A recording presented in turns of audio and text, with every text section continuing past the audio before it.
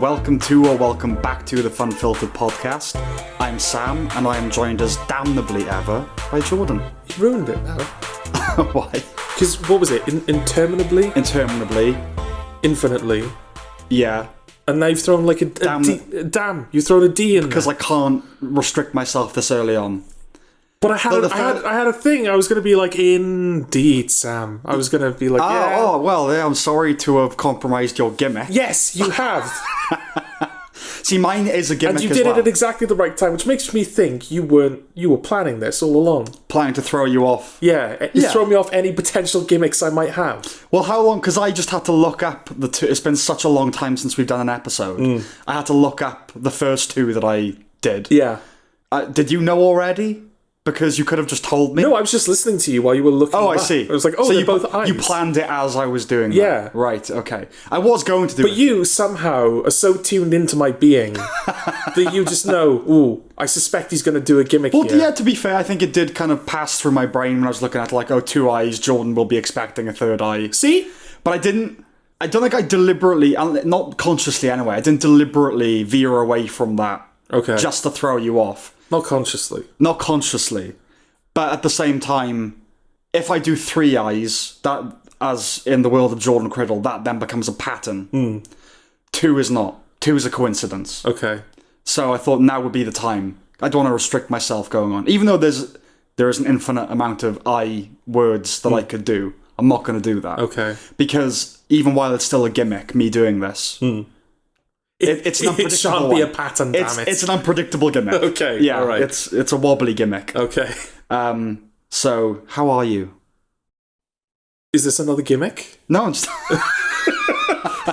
What's his plan? I don't know. No wonder you can't find love. How are you today, Jord? Why? What is this? I'm the same, though. When something good happens to me, I do start to get suspicious. Okay. Of why is this happening? Yeah. No, I'm just asking how you are. Okay. Yeah, I'm fine. Yeah. You alright? Yeah. It's been a long time since we've done one of these. Yeah. But it feels like we say that every time that we record one.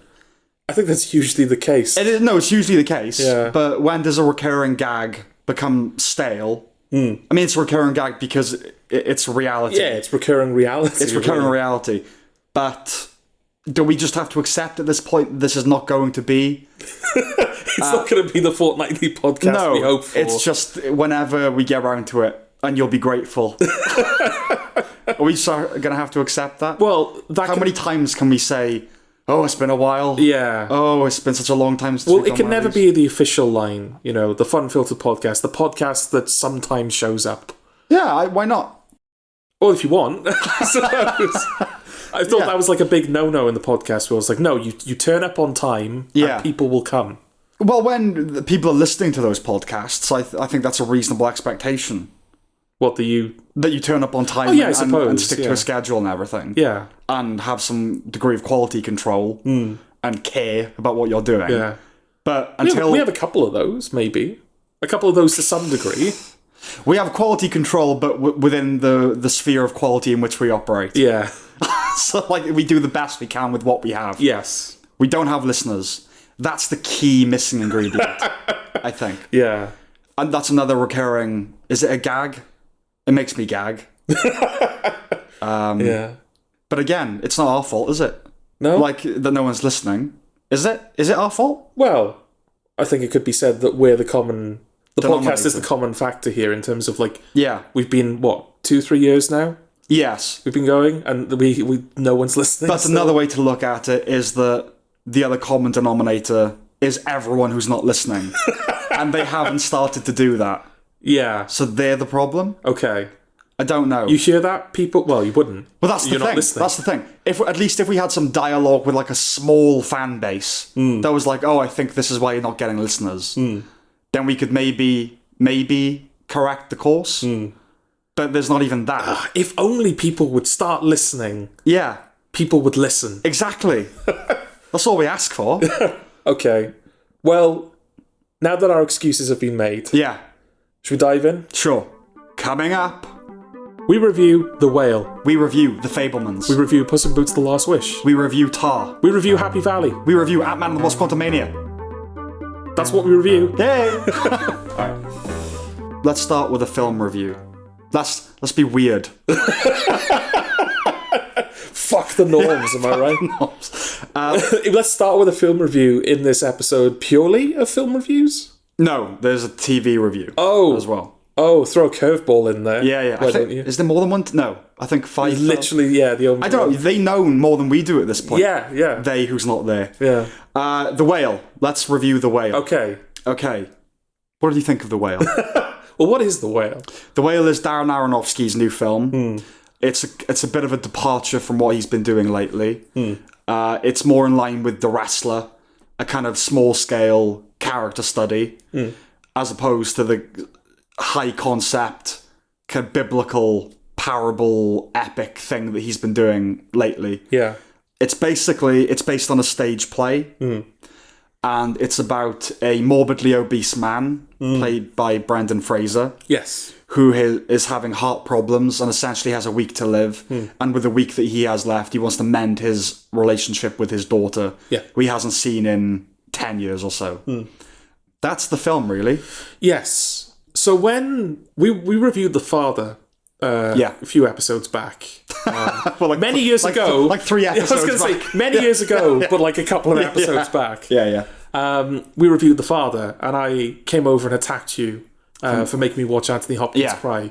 Yeah. What do you think I'm going to do to you now, Sam? Now that you've made me watch Brendan Fraser cry? Yeah. I don't know. What are you going to do? Have you planted something? Just start the bell ringing. I can... It's a Breaking Bad reference. I can hear ticking, but I don't have a clock. Yeah. I thought of that line the other day, weirdly enough, and how is reality contrived a circumstance where I could say that in a context? Well, there you go. I don't know why. It was just something like that uncanny, sinister horror thing. I can hear ticking, but I don't have a clock. It's like, well, it reminded me of that, the short story, the Harlan... not Harlan Ellison. The I have no mouth and I must scream. It reminded me of that. I have no clock, but I must tick? No, I hear ticking, but I have no clock. Oh, right, I see. Yeah. Okay. Well, there's also the Doctor Who episode as well, isn't there? With the clockwork droids. The ticking. Like, they're hiding under the bed, so they destroy the clock. I don't remember. Oh, that was one of the good ones. That was the ones you liked. Well, it's a shame, innit? That was a Moffat one. It's a shame that it gets lost. Yeah. I remember, Sam did a dismissive hand wave then. I remember the really good one. The best one. The one you're going to tell me the name of now. I honestly can't remember. I'm not doing a thing. I can't remember the name of it. Hush, not Hush. No, not Hush. Hush is the film. Yeah. It's something like that, isn't it? Blink. Yes, Blink. Yes. You enjoyed that, did you? That's good. Okay. That one's good, because I kind of remember the episode, if not the title. Yeah. Everything else is just going to... Okay, yeah, so The Whale. You're going to attack me. Is that what's going to happen? Well, I can't now. Compromise that quality control. Well, no, it's not that. It's just like, I've said I plan to do it now. Oh, right. So if I just go ahead and do it, it's like, oh yeah, he's doing... It's predictable. Yeah. Right. Is that why you never do what you're going to say? No, it's just like... Because... No, I just mean it would be flow breaking if I actually beat you up now. Oh, right. We could edit it, you could stitch it together. Well, I'll tell you what, I'll beat you up later. Okay. Because then I can... try, mate. Because I can take my time. Okay. Rather than having to make the audience sit through. Okay. It's like, oh yeah, he's doing the thing. I have a feeling that anyone listening would like to hear that, to be honest. Yeah? Yeah. I think that, like, after a while, it just doesn't mean anything, right? I mean, how protracted a beating are you envisaging here? Well, I like Anthony Hopkins. Yeah. I also like Brendan Fraser. Yeah. So, by the way, I don't normally correct language. Yeah. I think it's Fraser. Oh, Fraser. Yeah. My mistake. Well, it is his name. I should probably get it right. Yeah. So I didn't... We're probably going to say it quite... basically the only character in the film? Yeah, we're probably going to say it a few times. Yeah, exactly. Nip it in the bud. Yeah. Anyway, just talking about me not beating up because it's flow breaking is flow breaking. Yes. Review. Brendan Fraser, he's very good, isn't he? He's good. Yeah. He's good. Oh, he's just good. No, I'm kind of a bit torn, really. Like, he is good. Yeah. And I don't begrudge him, really, winning the Oscar. Well, I was going to say how much of this is, because again, this is an indication of how long it's been. Yeah. When we were originally going to record this episode, the Oscars would have been a way off, but they've happened now. Yeah. We were rooting for Colin Farrell for Banshees of Inisherin. Brendan Fraser won instead. Yeah, it's not like... It's not egregious. Yeah, I wouldn't say the wrong person won. I just would have preferred Colin Farrell to win. Well, I'd still phrase that as the wrong person won, but I just don't mind that much. But the reason I don't mind is because Brendan Fraser seems like a nice guy. Yeah. You know? So it's like a personal thing. But it is also a good performance. Yeah. I just wouldn't put it in the same league as Colin Farrell. Yeah, but that was what I was going to say, is how much of him winning the Oscar over Colin Farrell has informed your thing of like, oh, it's a good performance. Oh no, I always try. I mean, my expectation going in was that I would not like it. Like, period. That's exactly what I heard about the film. There's this film that Brendan Fraser is in. He's a fat person. Yeah. The film is rubbish, but he's very good. That's all I knew of The Whale. On the tin, it seems exactly like the kind of thing where the film is mediocre, but it has a standout performance. Yeah. It's kind of that. I wouldn't say that his performance like completely overshadows the quality of the film. They're kind of on the same level. He's better than the film, don't get me wrong. Yeah. The film is pretty average. It's quite, ironically, it's quite anemic, the film, isn't it? Yes. I mean, just in terms of its... Yeah, it's bloodless. Yeah, in terms of its presentation, it's very desaturated. Yeah. The camera is very locked down. Yeah. It's well behaved. Yeah. There is movement, but only to kind of like follow a character moving around the room. There's no kind of life or personality in the camera outside of that. Well, it doesn't feel like a Darren Aronofsky film. Like, I would say that Darren Aronofsky, his directorial style isn't something that you'd pick up on. He doesn't have like a distinctive visual style in that way. It's more the ideas in his films and the tone. Tonally it is, but I credit that to the playwright as opposed to the director. Yes. It is a bleak-looking film. Yeah. And that's the only real way you might... If I didn't know who made this film, I wouldn't know who made this film. You know, it kind of lacks personality in that way. Yeah, definitely. I'd agree with that. I think The Father is actually like a kind of an apt comparison.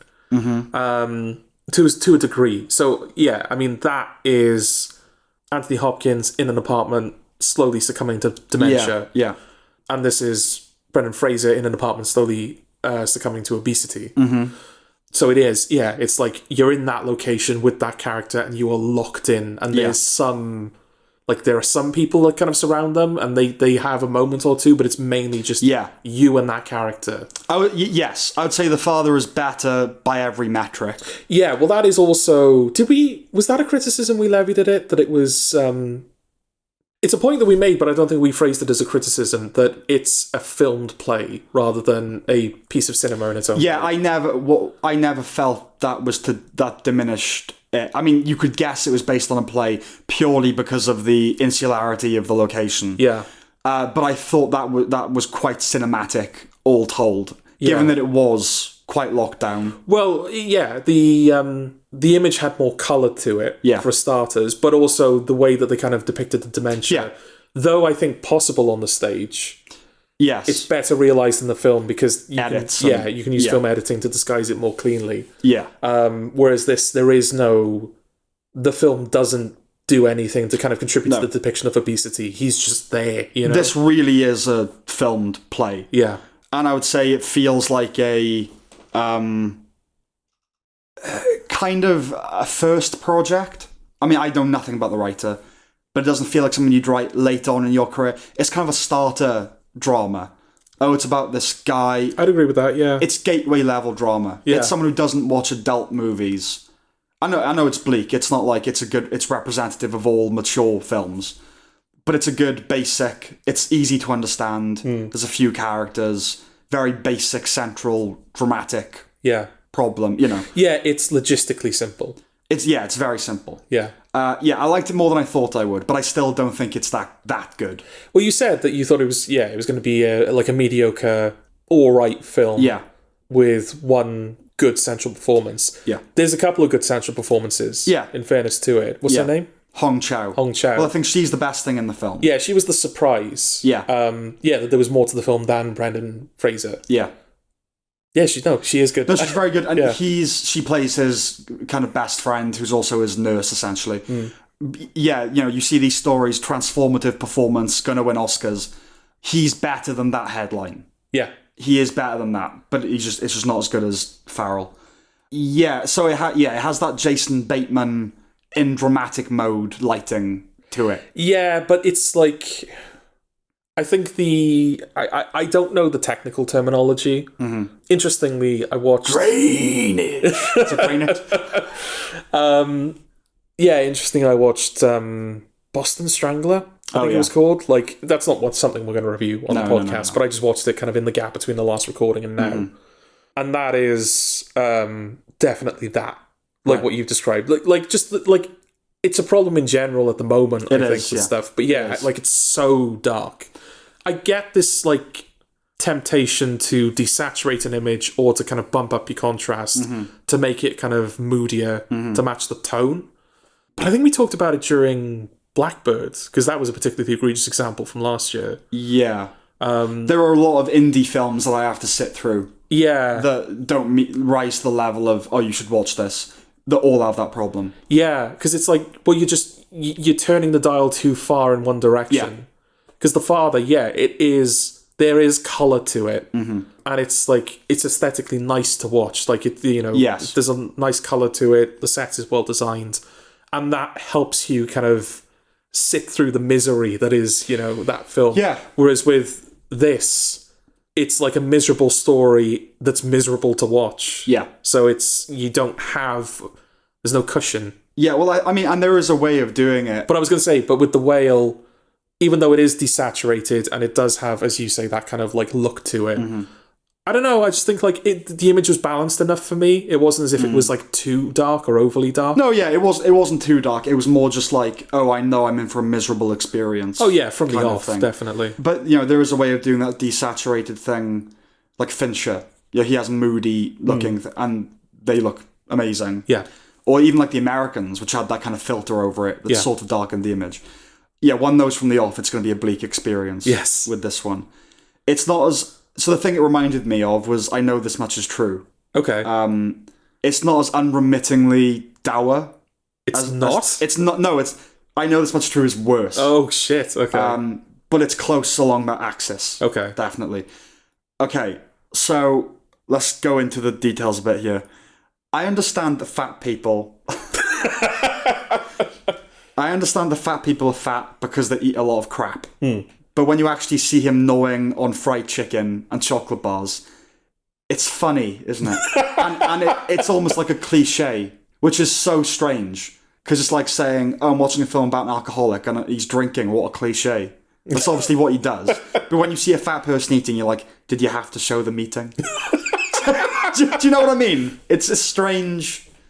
little detail. Yeah, like even you like talking about it now is making me chuckle. It is funny, and like there are points where he falls over. He couldn't even make it through the sentence. He leans on the table and it just breaks underneath him, and it's just funny. Fat, massive people can't help but be funny. There's just something about it. It is actually an interesting point that you're raising. Yeah. Because, I think if this were to be... Well, there were no laughs during The Father, were there? No. And I think even a film about an alcoholic, I don't think that would be funny in the same way that this is. No, it's not. It's and we talked about this. What is it about food addiction? Yeah. That feels different from the rest of them. I mean, you have to float the possibility that in this, the excess... Yeah, that is displayed is what makes it funny. And the Red Letter Media Review, the sound design. Yeah, definitely. Yeah. Oh yeah, well, yeah. I think that definitely contributes to it because there is something about, just adding the kind of like that wetness. Yes. When he's eating the chicken, it's like the fact you can hear it makes it funny. And we know, like that's the thing. If there are any laugh out loud moments, there aren't any laugh out loud moments. There may be one or two moments that are meant to be lighthearted. Like when she threatens to stab him or something like that. And he's like, it's like 2 feet until you get, Yeah. that's meant to be like, but you kind of go, oh, right, oh, this is horrible. Yeah. And this is kind of pop psychology sort of thing, a bit of a tangent, but we were talking about why you wouldn't have the same reaction to drug addiction or, And I think it's because drug and alcohol addiction are so ingrained in the culture. We've seen films about drug addicts and alcoholics, and we know what it does to people. Yeah. We know what food does to people as well. But the thing with drug and alcohol addiction is that it alters the mind. Obviously, food does in its own ways, but not not tangibly. It has control over the chemicals of your body to a degree. Yeah, but it doesn't make you drunk. It doesn't make you high. You just get fat. So we take it less seriously in that. I think that's definitely part of it. Yeah, that it. Sorry, I didn't realize. No, I was going to say, but the corollary, another little thing is that I think for most of human history, it hasn't been possible to be addicted to food. Yeah, for most people. Yeah, right. No, that is a good point. Yeah, yeah, and so like drugs go back infinitely, alcohol goes back infinitely. How many people not primitive necessarily, but like the Middle Ages, how many people were eating themselves to death? Well, I mean, that was a sign of gross class, excess, wasn't it? Yeah, like kings and queens were able. Henry VIII was able. Henry VIII or the Marquis de Sade, or and so eating a stick. Yeah, and so someone of that size was sort of that was one of the signs of their class. Yeah, so there was less kind of, and he is middle class he earns quite a lot of money. He's a lecturer, he's got a proper job and everything. But nowadays it's cheaper to be fat and unhealthy than the alternative. Oh god, yeah. So someone on the dole could do it. Yeah. So now if you see someone obese, they're probably working class. Yeah. It's not that thing anymore. Yeah. So I think that's where it comes from. It's ludicrous because it's not in us in that same way. Yeah. No, you've raised good points. Yeah. I'd add to it that as you say, with like drugs and alcohol, they are mind altering. Yeah. So there is a bit more. You understand why someone could get addicted. Yeah, there's more sympathy because you know that it's putting them in a state where they don't have total control over themselves. Yeah, they are escaping reality consciously. Yeah, I would add to it as well, though, that escaping reality. Yeah. And like actually escaping reality rather than just, I feel better when I eat food. It puts me in like a good mood. Yeah, no, intoxicated. Yeah, literally intoxicated with the case of drugs. But I would say as well that like with drugs and alcohol, those are things that as a human being, you're not naturally in a position where you have to interact with them.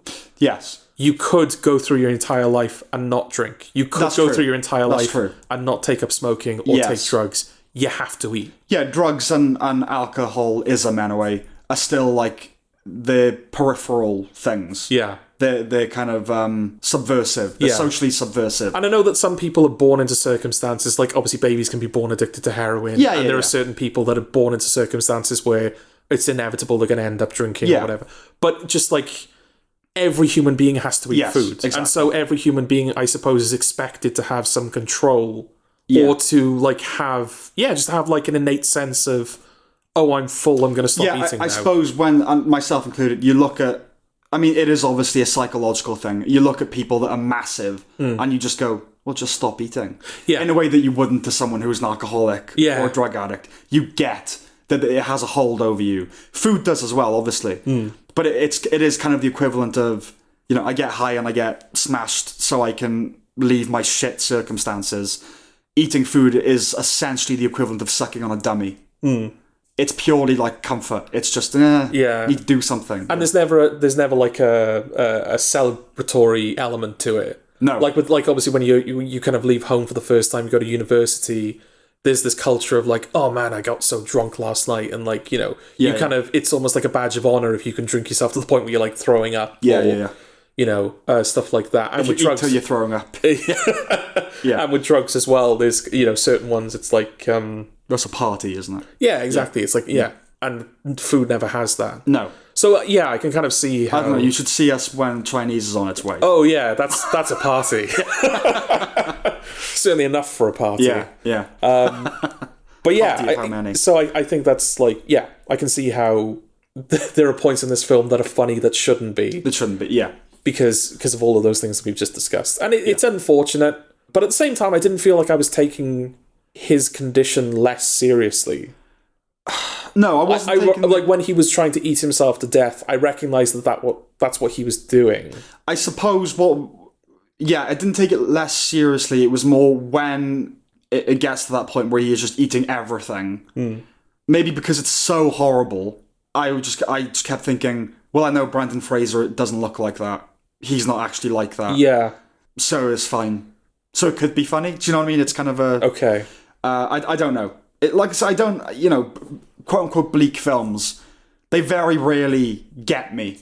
They don't make me down. At worst, I watch them and I think, well, I don't want to watch that again. I didn't get anything out of that. It wasn't fun. Yeah. It was work. And it wasn't cathartic.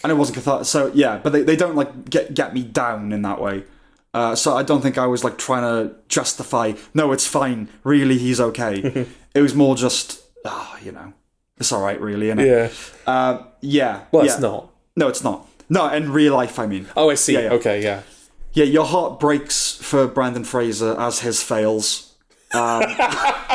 He is good. Hong Chow is good. Sadie Sink is good. Yeah. Though she does risk being typecast. Oh yeah, a point that a friend of ours made. Yes. Yeah, she needs to be more careful. Yeah. The New Life guy is fine. The evangelist guy. That felt like...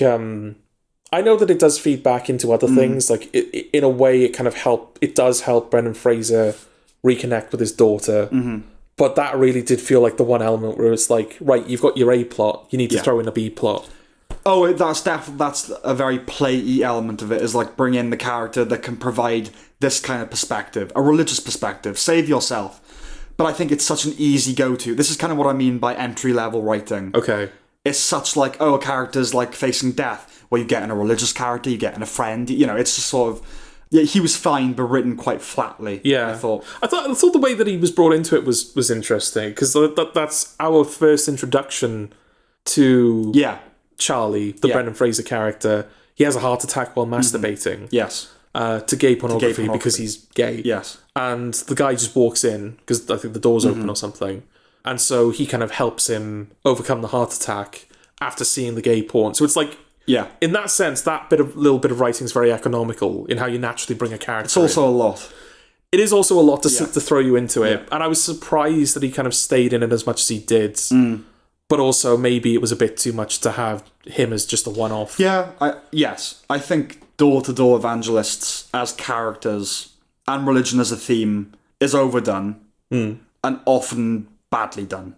Okay. Especially, like evangelists who only ever talk in kind of scripture, or everything comes back to, but God has a plan for you. It's like, I know there are people like that, very pious, but it's just, I don't think that's how people are, I've met a couple, well, more than a couple of evangelists, have long chats with them, and it does tend to come back to, so you want to come to church, but they do just talk. Yeah. It's people that just talk to you. Well, because they're people, I think they realise that, you can't just say to this person, oh, God, religion, and they'll just accept it. Yeah, well, I met a couple of Mormons that have a church near me, and just hearing Americans say, yeah, so we've been in Ponty for about 2 years. It's like, no. Yeah. Right, yeah, okay, so...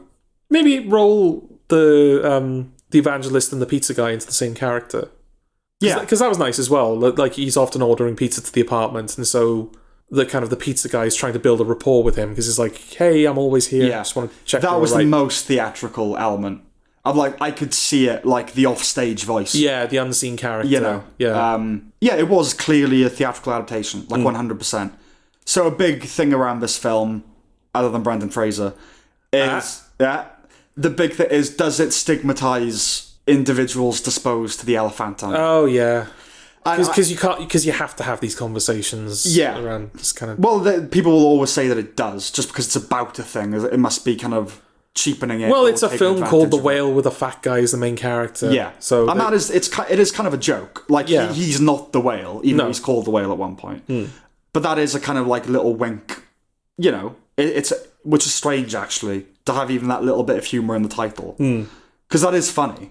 That it's about, he's a lecturer and he keeps rereading this book report on Moby Dick. That's why it's called The Whale. But he's also gargantuan.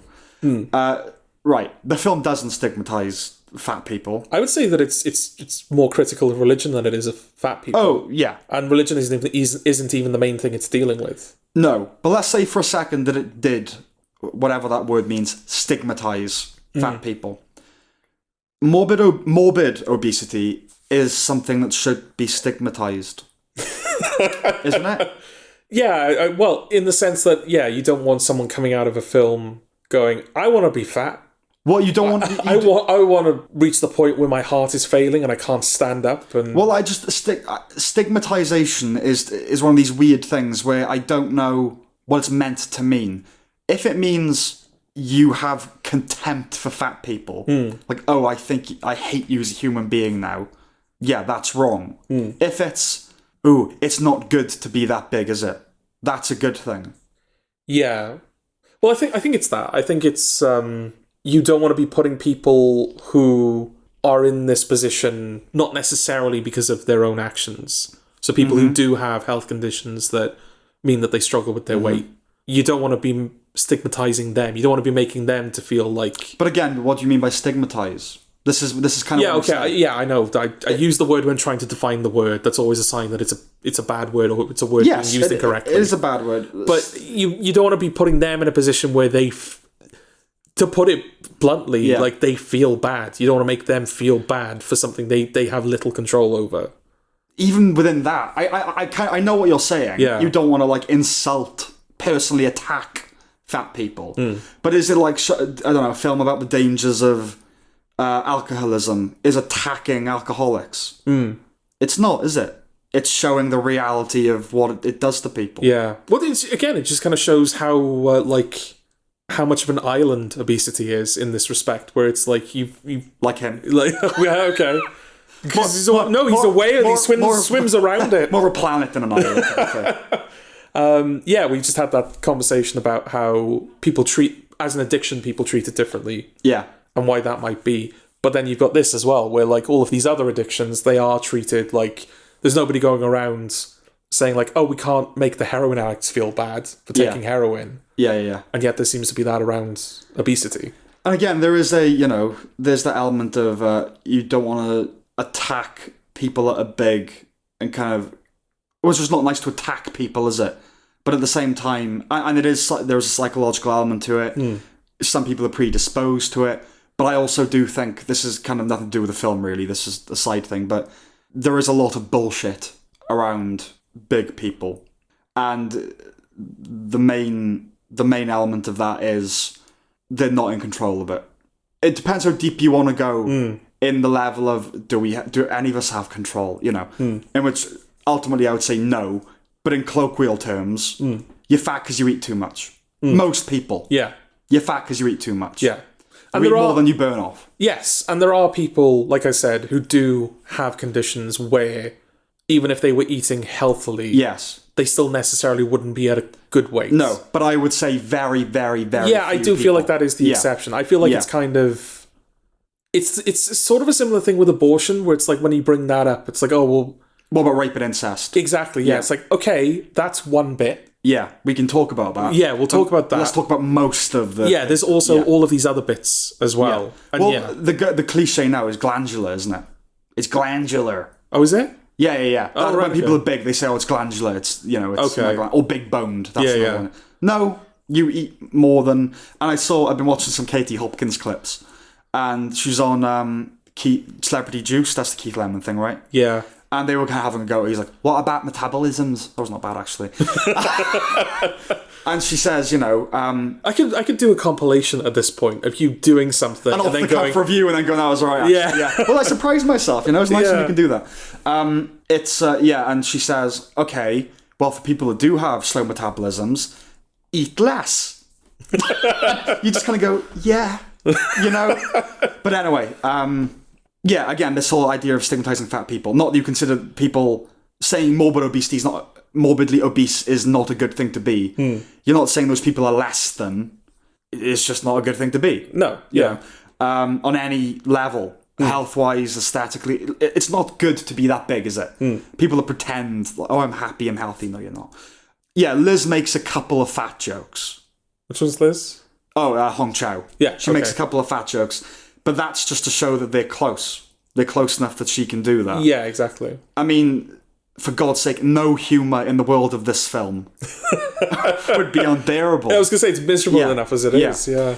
Also, there's never the suggestion that the weight is the problem. It's the immediate problem, but it's not. But it's a manifestation of the deeper problem. Yeah, well, of his turmoil. They do say that, like, oh, he was big before this, but like normal big. Yeah, yeah. Like they do kind of explain where this kind of where all of this came from, and you can tell that he's unhappy. Yeah, and that he's in denial about it almost, because he's constantly apologizing for it, but also he refuses to go to hospitals, and he clearly doesn't want to be seen. Yeah, I don't feel like it's fair to demonize. I would say that, like, a lot of people that do say, "Oh, this film is demonizing," haven't seen it. They've seen the title, and they've seen the still of Brendan Fraser. Yeah, specifically that one where it's him in George of the Jungle, and then him in The Whale, looking slightly cockeyed. Yes, with like the oxygen tube, and him going as he's like pointing. That one. I haven't seen that. Okay. Yeah, but it's not like the film is going, "Oh, Charlie's the character. You're perfect, Charlie, except for the fact you're fucking fat." Yeah. It's not doing that, is it? There's deeper stuff. This film will make you put down the Kit Kat and the can of Coke. But it's strange. It had a paradoxical reaction. I had a paradoxical reaction to it. Did you have the supersize me reaction? No, it didn't make me hungry. Okay. But it had the paradoxical reaction of, on the one hand, it made me think, oh, I'm not that bad, really. I should stop beating myself up. I'm not that bad. Okay. But also, I got to sort my life out. Do you know what I mean? Yeah. I got to lose weight. Okay. My God, imagine. Yeah. Given that it's a stage adaptation, I mean, I'm guessing it's a fairly faithful stage. It's the writer of the play. Yeah, right? And it's just put on film. I imagine. Yeah. I just can't. The only element that I thought, oh, maybe that was an addition, is when he sees the pizza guy. Yeah. I thought, oh, maybe that wasn't in the play. Yeah, and there's like one or two shots where you see the outside of the house. I mean, even in the play, you could build a porch set, like outside of the living room set. But the fact that you see an outside world and the fact, for example, that he lives in an upstairs apartment, which I feel really bad for the people who live underneath him. I wonder if they what they have to deal with on a day-to-day basis. But yeah, the fact he lives in an upstairs apartment, it's like, oh, that kind of feels like there's something the detail you add on film. Not that he would get far anyway if he lived on a ground level apartment. No, but that guarantees that he's trapped there, doesn't it? He can't do stairs. Yeah. Terra firma. And like plays can be, it's occasionally melodramatic, more than just dramatic, I would say. It can be quite hyperbolic at times. Well, how about that ending, huh? Well, yeah. Well, before we get to that, just to add that it's limited. It's limited in what it can do. Much like him. Much like him, yeah. It's just going to performance with fat jokes now. But that's the thing. It's neither of us are small. No, but we can go downstairs. We can walk downstairs. Yeah. By limited, I mean it doesn't go beyond a certain point. It's at a certain level of quality, and it just stays there. Yeah. The ending. What did you think of the ending? Well, it took me out of it. Oh, really? Yeah, because that's the thing. It was working on me. Because you find out... Spoilers? Yeah, might as well. Okay. It turns out that book report on Moby Dick was written by his daughter when she was in school. Mm-hmm. And the reason that he keeps it around... Because when he has that heart attack in the beginning, and a couple of times throughout the film he has other sort of attacks, he always reads this book report because he wants it to be the last thing that he ever hears. Yeah. The reason being that it's the most honest book report he's ever read, and that really resonates with him. Yeah. And... at the very end of the film, we get to a point where the daughter is reading the book report to him. Mm-hmm. And earlier in the film, to kind of prove that he was serious about reconnecting with her, she challenges him to walk from one end of the room to the other, and he just can't do it. Yeah. So at the end, she's reading the book report, and without prompt, he gets up on his feet and starts walking over to her. Mm-hmm. And even though there is that musical swell, and it does feel like, oh, the film is going... look, this is the big emotional climax. Melodrama. Yeah. It was working on me. Okay. I was feeling it. Mm-hmm.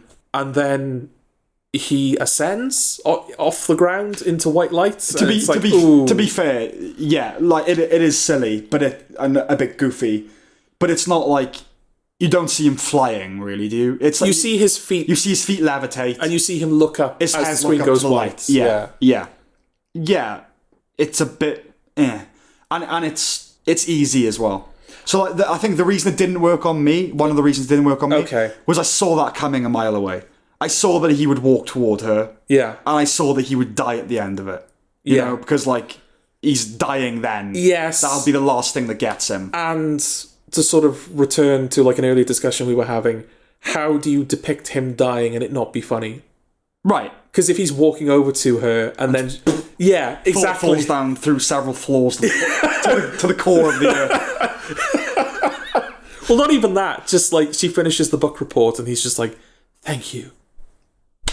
It's the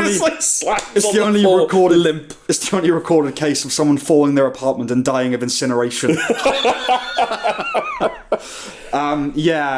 need to think of like a tasteful way of doing it. I mean, there is a way of, he dies sitting down or like quietly. He's just not there anymore. You know what I mean?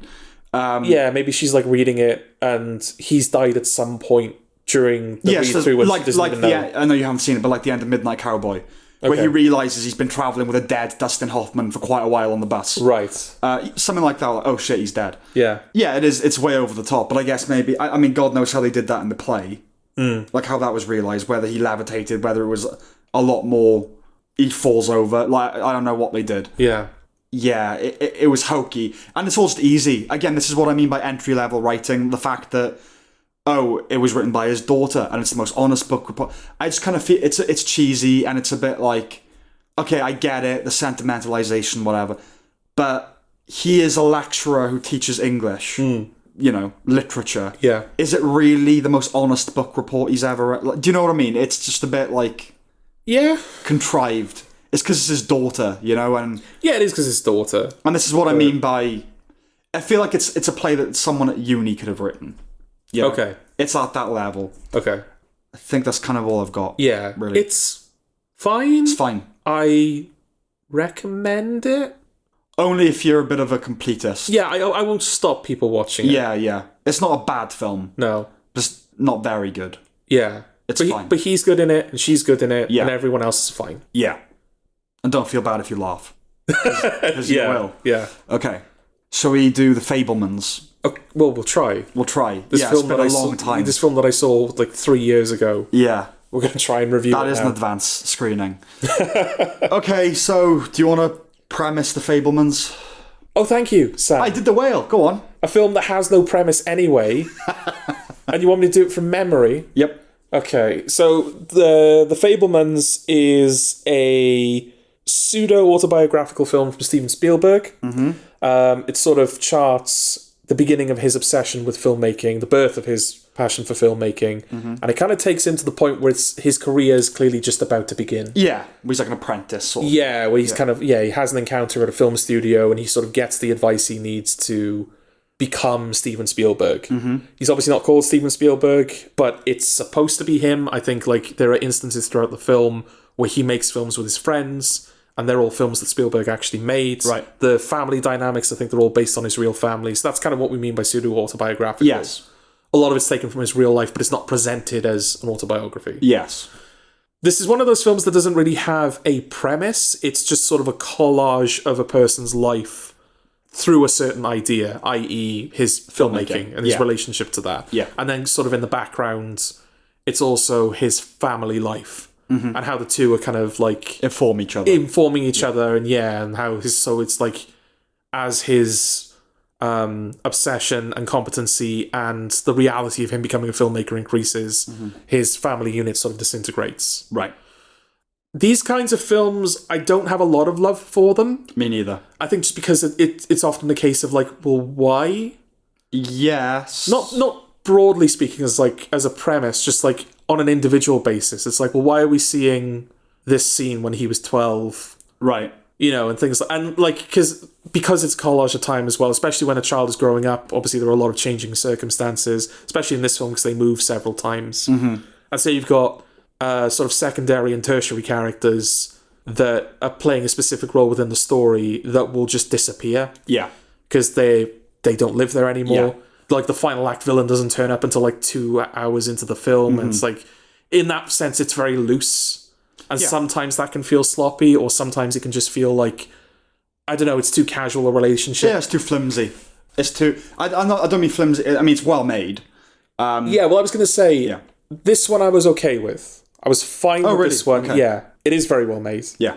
I mean, it's just in terms of the cinematography, I think it's a strong case for... I mean, this film, funnily enough, I suppose it makes sense given what it's about, but this film, for me, really did showcase what Spielberg could do as a filmmaker. Yes. Certainly as a visual storyteller. Yes, I think cinematography is its best feature. Yeah. It reminds me of the latter-day P.T. Anderson films. Okay. Like, everything from The Master to Licorice Pizza. Okay. And not just because of the period. It's got that nice bit of grain to it. And, Janusz Kaminski is quite a lauded DP. But he's a bit of an unsung hero, really. Like, he's so adaptable. The different kind of things that he's done with Spielberg. Examples? So, Saving Private Ryan. I mean, every Spielberg film, essentially. Oh, right, okay. After a certain point. Yeah. Schindler's List, he did. Okay. You know, someone that can, like the relative restraint of Schindler's List to Saving Private Ryan. Yes. It's a lot. Cast is solid. Yeah. Paul Dano is nicely reserved. You don't cast Paul Dano. I was going to say, Paul Dano playing a character you would never expect Paul Dano to play. Yeah. Just like a nice, well-tempered father figure. Yeah. Yeah, that was good. Michelle Williams is good, but she occasionally, and I know this is the point, but she verges on the manic. And I found that a bit annoying. Well, she falls in love with Seth Rogen, so I think that character checked their sanity at the door a long time ago. Right, exactly, yeah. He never does that. No, he doesn't. He doesn't. Wisely never does that.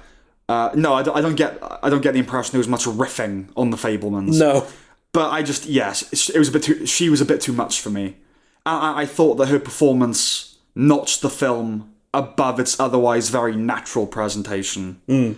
Again, into what bordered on melodrama. Her performance bordered on melodrama. Oh, she is a film character, isn't she? I know that the mother, she's meant to be very spirited and... Yeah. Oh, I'm now up on a chair saying something loudly, and you go, oh, Annie Hall, get a fucking grip. It's just, Judd Hirsch was a standout. Like, he was nominated for the Academy Award, and I don't think he deserved it over Paul Dano. No. Just given the amount of film he's in.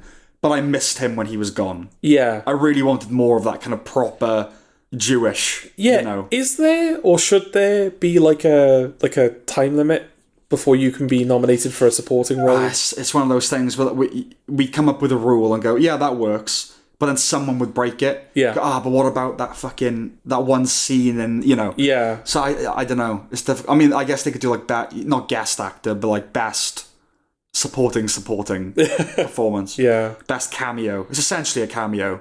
I guess. Yeah, I really liked the film's subtle messaging. So, like, the family and art tearing you into spiel when he has to make... Spielberg. When he has to make the movie for his mother. I saw that as the battle between art and commerce. Okay. Between being true to a vision and pleasing a crowd. Oh, okay. And there was a couple of things like that. Like, I think the crux of the film for me is he's making like a home movie of his family, and through editing, he kind of uncovers the fact his mother's having an affair. Yes. With the Seth Rogen character. That's not my favourite scene in the film. No, the final scene is the best scene. Yes, but I feel like that scene that you just described, the editing scene, epitomises the film. Yeah, that's the heart of the film. Yeah. And that's discovering truth through filmmaking. Yeah. Right? And then the scene where when he makes the film with the bully. Yeah. And he kind of, this guy who's been bullying him, and he films him in like a heroic way, because that's how people see him. Yeah. That was about breeding empathy through filmmaking and capturing the true essence of a person, or how that can be manipulated. Yeah. So little things like that, like learning those lessons through, that was kind of the best thing in the film, really. Oh, absolutely, yeah. You thought I'd really like it before. Yeah, kind of for the reasons that you're describing. Okay, well, fair. I mean, I liked it for those reasons. And, it's got those ingredients. It's got the Jewishness, which I like. It's got that as well, I suppose. It's got the old school filmmaking, which I like. But it lacked an X factor, which I think, going back to what you're saying, with films like this, is narrative thrust. Yeah. I'm not big on Boyhood-esque meandering time capsules, you know? It's more disciplined than that. Yeah. It's not quite as meandering as that. And it's still a good film, but I couldn't love it. There are films like Magnolia that don't necessarily have a solid through line, but the momentum of those films keeps you hooked. Yeah. Like, even though Magnolia is a 3-hour plus film, it moves constantly. Yeah. It's not the highlight of Spielberg's career, as some people have called it. I think it's easy to say that because it's him going back to the roots. Yeah. It's quite twee, all said and done. I suppose. And yes, it's a very good final shot. Yes, yeah. Well, yeah, I think I said to you, because I saw it before you, it's one of my favourite final shots that I've seen in a while. Yeah. Just because it says so much. Like, it does. Is it too complicated to explain quickly? No, I don't think so. I think it might be... I don't know if you've changed your mind since the last time we discussed it, but we had a disagreement about its execution, so maybe that'd be worth discussing now. So the final scene, Spielberg, or Fabelman, whatever he's called. Sammy Fabelman. Yeah. He's sort of trying to get a position at a film studio, and they say, we don't really have anything for you at the moment. But how would you like to meet the world's greatest living director? And he meets himself. He gets all She-Hulk. Yeah, it's the ultimate metafiction film, yeah. So very quickly, this reminded me now, I was watching an Oxford debate the other day about woke culture has gone too far. Okay. And had Toby Young on there. And he said, he was kind of unpacking the phrase, like, what does woke culture mean? It's an oxymoron, like military intelligence was the example he used. Right. He says it's an oxymoron, says there's no such thing. He said, what has Christian culture given us? It's given us the Sistine Chapel, Handel. He says all these things. What has woke culture given us? She-Hulk attorney at law. The collected works of Owen Jones and Meghan Markle's autobiography. But yeah, so I carry on. Okay. Yes, so he goes into the office, and you sort of look around the wall, and there are all these posters for John Ford films. Yeah. And you're like, I see where this is going. It's Elia Kazan. Yeah. And then fucking David Lynch walks in. Yeah. Actually David Lynch now. Yeah. Not playing David Lynch, playing John Ford. Yes. And they have a very kind of like kooky off-kilter interaction. I asked you as well, is this David Lynch's new side gig? Playing like industry personnel that are like coaching like high level like gurus of media. Yeah. That foster young talent. Louis, of course, being the other example where he's kind of training him for the Tonight Show. Not Twin Peaks, though, where he's just deaf and goes, what? A lot. Well, do you think, before we get into it as well, do you think, in a way, this is Spielberg saying that he thinks David Lynch is the best living filmmaker? I mean, that's a nice... It's a nice thought, because it's a strange... you got to cast John Ford, so it's either a random actor... Yeah. It's a statement casting David Lynch, right? Yeah, casting a film director as a film director. Yeah. Especially one that I'm assuming, because I'm not intimately familiar with John Ford's filmography. Yeah. But casting a director whose directing style has no relationship to the director he's cast as. John Ford is one of those like old school filmmakers that you wouldn't know you were watching a John Ford film. Yeah. But he's directed like 20 films that are considered the best ever. Searchers? Yeah, Searchers, like Grapes of Wrath. He's done everything. Yeah, that kind of stuff. Yeah. Yeah, I know what you mean. And I suppose it's a nice nod of approval to David Lynch. Yeah. But yeah, so they have a kind of interaction with David Lynch, sort of gives him advice. Mm-hmm. I suppose I need to tell you what the advice is for the final shot to make sense. Yeah, so he says, you! God, I got to try and do a David Lynch impression now. I can't. Well, what the fuck is David Lynch? Well, nasally, high-pitched. Go look at that. That's not bad. Okay, go look at that picture. Well, you got to do the accent as well. What's his accent? Well, it's American. Go look at that picture. You want to be in the picture? Something on a cigar. Yeah. Well, he does, actually, doesn't he? He does, yeah. Yeah, literally does, yeah. I'm not going to do the accent, but he says, look at what do you notice about the picture? And obviously you don't know what he's fishing for, so the guy's just like, oh. Mm-hmm. And he goes, the horizon's at the top of the image. Now go look at that picture. The horizon's at the bottom of the image. And the advice is, it's along the lines of, if the horizon is at the top of the image, it's interesting. If the horizon's at the bottom of the image, it's interesting. If the horizon's in the middle, it looks like shit. Yes. Now fuck off, basically. Yeah. So he leaves the office, sort of reinvigorated with this newfound knowledge and wisdom. And he's sort of walking off into a studio backlot, and the camera kind of settles on him, horizon in the middle of the shot, as he's kind of walking away. And then the camera quite awkwardly, and deliberately so, I would say, adjusts so that the horizon is at the bottom. Yeah. Yeah. So you can see like the sky above him as he's walking off into the distance. Yeah. I mean, that to me felt like Spielberg must have done that camera movement himself. That was my thought, because it feels like a signature. It's very deliberately clumsy. Yeah, because you need to know, like, a person is adjusting the shot now. It's almost like the film has decided, he was right. We got to fix this. Yeah, in real time. The concept is fantastic. Yeah, and I get why it's clumsy, because you need to know that he's applying the logic. Yeah, that was just given to him. Yeah, but it just broke. Because the film is very formal. Well, that's the thing. Yeah. It's a complete departure from the style of the film that you've just seen. And it's the final shot. You could argue it doesn't matter now. Yeah. Like that. It's not a big problem for me, but it would have been nicer had it gradually just panned. For me, I think. Like, maybe side by side it wouldn't have worked, but like it's a bit more subtle that way as well, and just kind of like it would have been in tone with the film. Well, that's the thing. It would stay in tone and it wouldn't corrupt the style. Yeah. But I think the intent of it would be lost. I don't think it would. I think it would. I think I don't. I think the if the camera just drifts down so the horizon is lower in the image, or drifts up so the horizon is lower in the image, less people would notice it. And that's not necessarily a bad thing. No, for me it'd be more subtle. Yeah. But you might go, oh yeah, I guess that's what that guy was just on about. Yeah. Whereas if the film, it's the fact that like it feels like the film is listening to him, but which it hasn't done at all until this point. No, but like I know it's the end, so it can break rules. Well, it's not just that it's the end, but it's like because we don't see anything after that. Yeah. Because that final shot needs to basically tell us, and now Spielberg is born. Yes. And I feel like that's its way of doing it. Yeah, I agree. I think what it comes down to really is just how subtle does it, like, what's your taste regarding subtlety sort of thing. One of my big things recently is watching things and not a joke being explained, but like it going a step too far, or like one thing that didn't need to be said. We were just watching Veep before we recorded this. Yeah.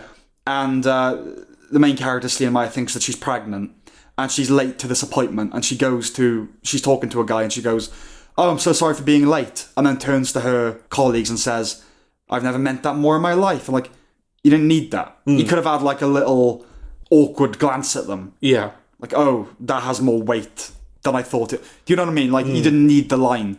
And so for me, I don't know, I'm just big on subtlety. Okay. You know? And so I think that I get it. Like I said, I'm not quibbling. I understand it. But I would have liked a nice, like, and now the camera's going to... You know what I mean? It's rather than like kind of it going down. Yeah. Like I said, there's no point in arguing over it, really. I know. Yeah. But yeah, I mean, I've explained my reasons, but also I feel like it would make the shot less memorable. Yeah. Like, you'll remember that shot forever. It would certainly make it less memorable. Yeah. I concede that. Yeah. And I guess if you really are a film buff, that it does plant the thought in your head on a production level that Spielberg did that himself, which you wouldn't think if it was a slow tilt. Exactly, yeah. So, okay, you know what I mean? It's like, you can have it. It's fine. Yeah. I don't know. No, I thought it was interesting that you were the one kind of arguing for consistency in this situation. Yeah. Usually it's the other way around. Well, I like arguing for artistic consistency. Yeah. Not like in life. Necessarily. But no, it does, for all the things I've said that I don't love about it, it does yet again reaffirm that he was born to be a filmmaker. Oh, absolutely. Him and Scorsese, right? They were born to be filmmakers. Yeah. Is that it? Yeah, I think so. Yeah. It's fine. This one I recommend. I'm leaning more towards a recommendation than I was with The Whale. I don't know, actually. Okay. It depends who you are. It's better than The Whale in every sense. Yeah. But The Whale's more accessible. I think you'd maybe have to be into film a bit to like The Fabelmans. Otherwise, the point might escape you. Well, I think I don't necessarily think the point would escape you, but I think a film person will get more out of this. Absolutely. Just because the film is so clearly in love with filmmaking. But I just feel like if you're not in it for the kind of the filmmaking aspect of it, and it's the family drama, well, then there are just 10,000 better family dramas that you could be watching.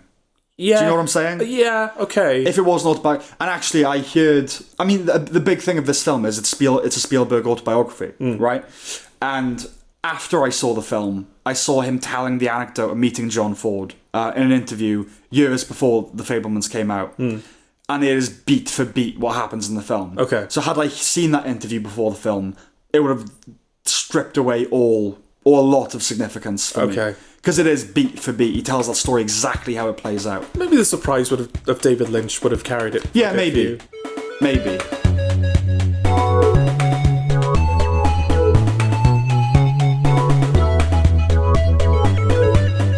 Right, let's do Puss in Boots: The Last Wish. Yay! An episode earlier than promised. Was it? Yeah. Because I think the last episode that came out chronologically, it was our top 10 of the year, right? I think it was. Okay. I think it was our top 10 of the year. Puss in Boots was my number 9. It was my 4th favourite film, but it was my 9th overall. Because we do TV and film together in the top 10. And you were like, Puss in Boots review incoming, episode, and I think you said 2 episodes ahead. Ah, right, because we thought schedule. Yeah, but that's not happened. So now, here's your Puss in Boots episode, several months late, but an episode early. Yes, okay. It's fun. Okay. It's fun. Why do you hate it, Sam? I don't hate it. I don't hate it at all. Okay. I don't really have any problem with it. Okay. But you're not thrilled. I just don't have much to say about it, you know? Okay. It's, no, I'm not thrilled. Fear me if you dare. That's fun. That's a good, that's a good line, you know? Yeah. But that's not from this film. He's had that for a while. Oh, is he? Yeah. Oh, never mind then. I hate it. No, it's, what's the plot? Right. So Puss in Boots: The Last Wish. Yeah. Stars Antonio Banderas as Puss in Boots and The Last Wish as itself. The film is... Sam's staring at me like, why did you do that? Proceed. Okay. Puss in Boots is a cat. Cats have 9 lives, except Puss in Boots doesn't anymore. He's on his last life. He has a brush with death that kind of freaks him out a little bit. So he kind of hangs up the boots... buries the boots, buries the whole Puss in Boots garb underground, buries that life, tries to go into retirement to keep himself safe, but then he learns of this titular last wish, this magical thing that grants you, a wish, and he's like, oh, I can get all my lives back and I can become Puss in Boots again. And so he and a couple of other characters go on this journey to the last wish. Hijinks are had, feelings are felt, lessons are learned. So why do you hate it? I really don't hate it. I just don't have... I mean, it's been a while since I've seen it. It's, maybe this drives at the heart of it. It is, I don't think it's that memorable. Like, as someone... Have you watched it more than once? Yeah. So, because you like it, you're into it? Yeah. Right. I liked it. I can't really find fault with much. No. It's one of those things. Yeah. But I have no compulsion to go back to it. Okay. There are plenty of good He's a Cat jokes. Yes. The Spanish cover of The End by The Doors. Yes. That was good. Apocalypse Meow. The End is in Apocalypse now. Okay. It's like, I don't want this to be damning with faint praise, because it's better than this is going to make it sound. Okay. It's a quality version of Chip and Dale. What do you mean by that? You know what? It's in the notes that I wrote at the time, and I have no idea. What do I mean by that? Because Shrek has always had the kind of shared universe component to it, right? Yeah. All the fairy tales living together in one. Maybe that's what it is. Like the kind of the universeness of it. Yeah. Yeah, they I mean, you said, and I agree, that they milk the 3 bears gag a couple of times too many. Yeah, okay, so there are... Puss in Boots, he goes on this quest, and there are multiple villains that he has to overcome. One of them is sort of a physical incarnation of Death himself. There's also Big Jack Horner. Yeah. Obviously a play on the Little Jack Horner nursery rhyme, and he's just this psychopath that hates all things fairy tale and magic. Yeah. And the other set of villains are the 3 Bears crime family. Yes. Accompanied by Goldilocks, which is a fun idea. Yes, it is. And, I mean, there are loads of things that I do like about this film. I think that's one of the things that does work for it, is that on paper you only need the death villain, but by having those other villains present that all kind of serve a different purpose, they kind of make up for deficits in the other characters. Yeah. Well, it's kind of a rat race thing. Yeah. So it's a mad dash to the last wish, really. So Death is kind of pursuing Puss in Boots throughout the film because he wants to take his final life prematurely because he's just fucking sick of Puss in Boots. Yeah. and all of the shit that he's giving him over the years because he's been invincible until now. Yeah. You've got Jack Horner who wants to get the last wish for his own nefarious purposes, and he is kind of Death is sort of the force of nature villain that has no desire himself other than just to kill Puss in Boots. He is just, I am this immovable force and I'm coming after you. Jack Horner is the irredeemable villain who's just like, he can't be reasoned with, he just wants what he wants. And he's not deviating from that. And then the Goldilocks crime family, they're kind of the redeemable villains. They're kind of the fun characters. Yes. And they are kind of redeemed at the end because they sort of find Goldilocks' wish. You've been watching too much of that. I've been watching the wrong Puss in Boots, it seems. It turns out her wish is that she wants a real family, but she finds out the bears are her family, so they become a family unit at the end. Yes. And it means that like each character is able to really become the archetype that they represent. Death is really... Right. He is a serious threat. He is a serious force of nature.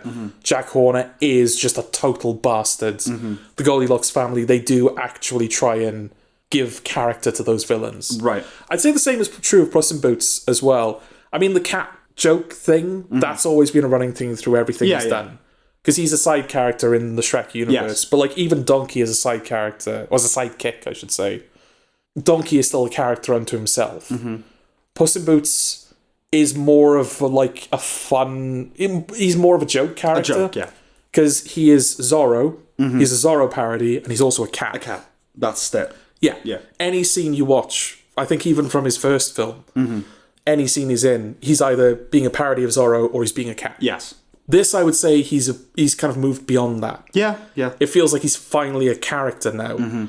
Like when he's terrified of death, and like this film really does strip him down. It's kind of like, I know the Spider-Verse comparisons, I've made those before in the review. I think everybody has because of the animation. Yes. But also just, it feels like they looked at it and go, right, it's not just the animation that people resonate with Spider-Verse, it's the way they kind of treat its character.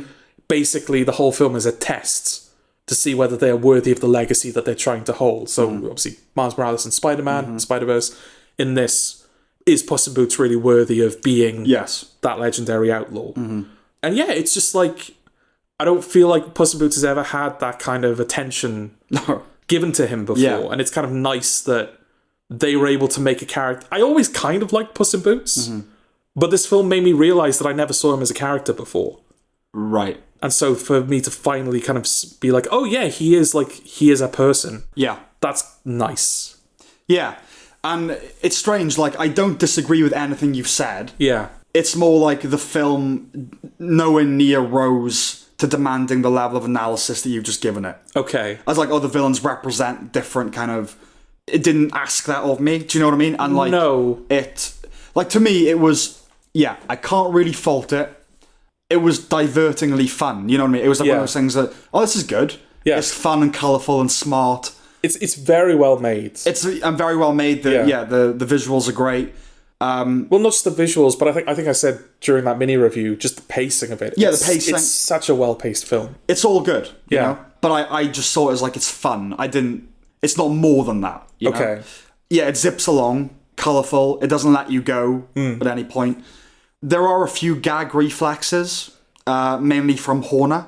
Yeah, I didn't... But I didn't find any too irritating. I was going to say, Horner, just like as an idea, as a character, that should have been something that I hated. Yeah. And I was fine with him. Well, I think because the film is moving so quickly, because there's so much other stuff going on as well, and sometimes they're able to make it work. It is like, it's weird because it's just John Mulaney. Yeah, it's just the Porky Pig, or what was it, Peter Pork? What would you play in Spider-Verse? Not Spider Pork. What's it called? Spider Ham. Spider Ham. Yeah. Spider Pork. Spider Pork.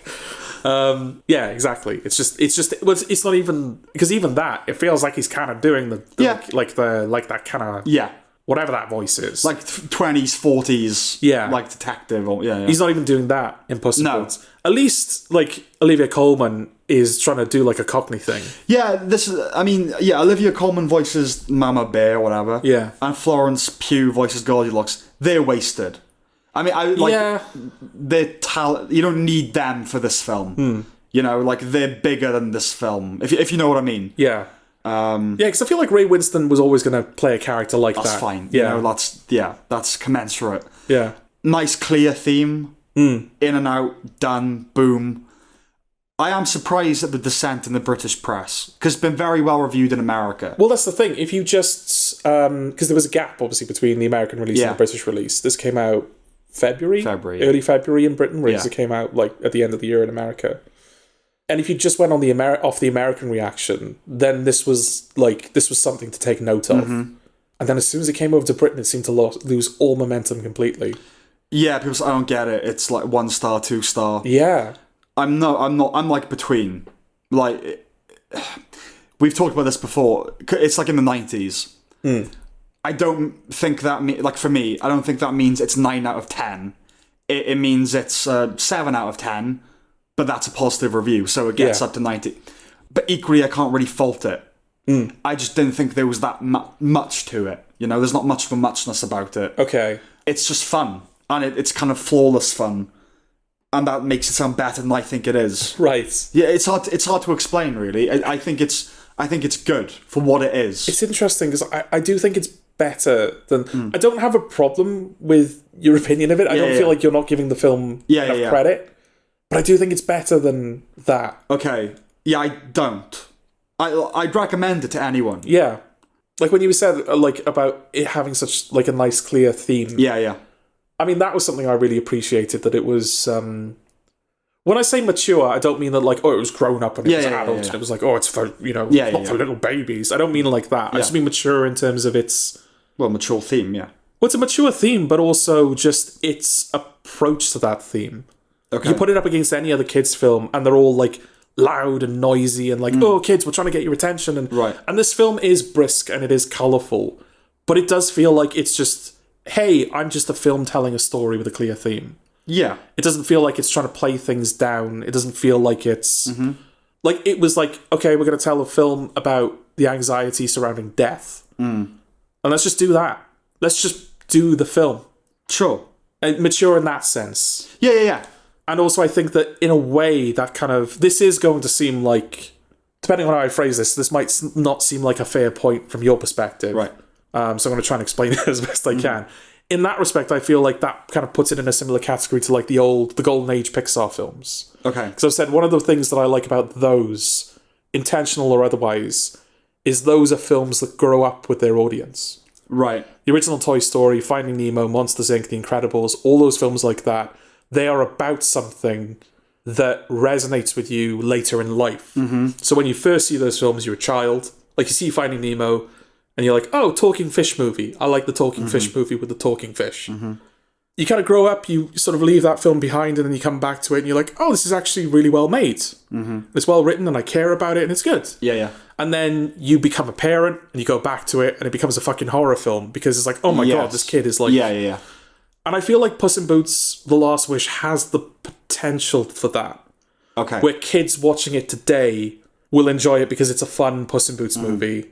And then they'll come back to it years later, and I think they'll see things like the panic attack scene and just the conversations there, and they'll go, oh, this is better than I expected, and it resonates with me. That I would agree that kids watching it then grow up and stop watching kids' films, and then grow up even more and go, oh, I can appreciate kids' films, and it holds up. Yeah. I agree with that. Yeah. I would not put it anywhere near the caliber of classic Pixar. I'm not necessarily saying that it's of equal caliber. I know what I just think that in that aspect... which I concur. Yeah. But I also don't think it has the depth of those films either. It has that much. It has the mature themes, but it doesn't go as deeply. I'm also just aware of the fact that I'm coming at this from the perspective of I'm already at a stage where my relationship with this film probably isn't going to change. I'm not going to come back to this in 20 years' time. No, and have a new relationship with it. Yeah. Whereas kids will. Yes. So I don't know whether someone who was our age 20 years ago talking about Toy Story or Incredibles or whatever came out. Finding Nemo, I suppose. Yeah. Whether they would say the same thing about Finding Nemo. It's oh, this doesn't have as much depth as, what you're talking about. I don't think... I mean, this feels like one of those films where, maybe we saw it when we were kids, and then you watch it and then you go, oh, it's actually quite good. Yeah. Kind of like Shrek. No, Shrek is better as well. Not quality-wise now. Yeah, sure. Well, no, I suppose I do mean quality-wise, where like you watch The Lost Ocean and go, oh, that's actually good. I might even get the DVD of that. Whereas Finding Nemo or something like that, you go, oh, that is actually really good. Yeah. I don't think it's on that level. Okay. I agree though, it would hold up as you get older. Yeah. And you'd like it for different reasons. I mean, but it's just nice because I don't feel like we have those films anymore. That's true. Kids don't have those films anymore. That's true. But again, I just want to re-emphasize, I wouldn't put it near the caliber of Toy Story or Finding Nemo. No, and it's nowhere near that. Yeah, and that's fine. That's your opinion to have. Yes. Do you think it is? Do you think it's in the same league as Toy Story? I wouldn't say that it's like better than some of the Golden Age Pixar. Certainly the Golden Age Pixar stuff I like The Incredibles and Monsters Inc. It's not better than those. Okay. And I think it would be bold to say that it's better than either Shrek 1 or 2. No, it's not. But I do think that just in recent memory, I can't, other than Spider-Verse and maybe the Lego films, I don't know what else there is that kids can grow up with, like in terms of those types I don't know. of films. I mean, is it fair to say that you're predisposed to liking animation more than me anyway? Certainly. Yeah. So that might be an element of it. I mean... And this is the type of film where even if you were in it just for the animation, you're going to be pleased with it. Yeah. And, I mean, my opinion can be condensed to...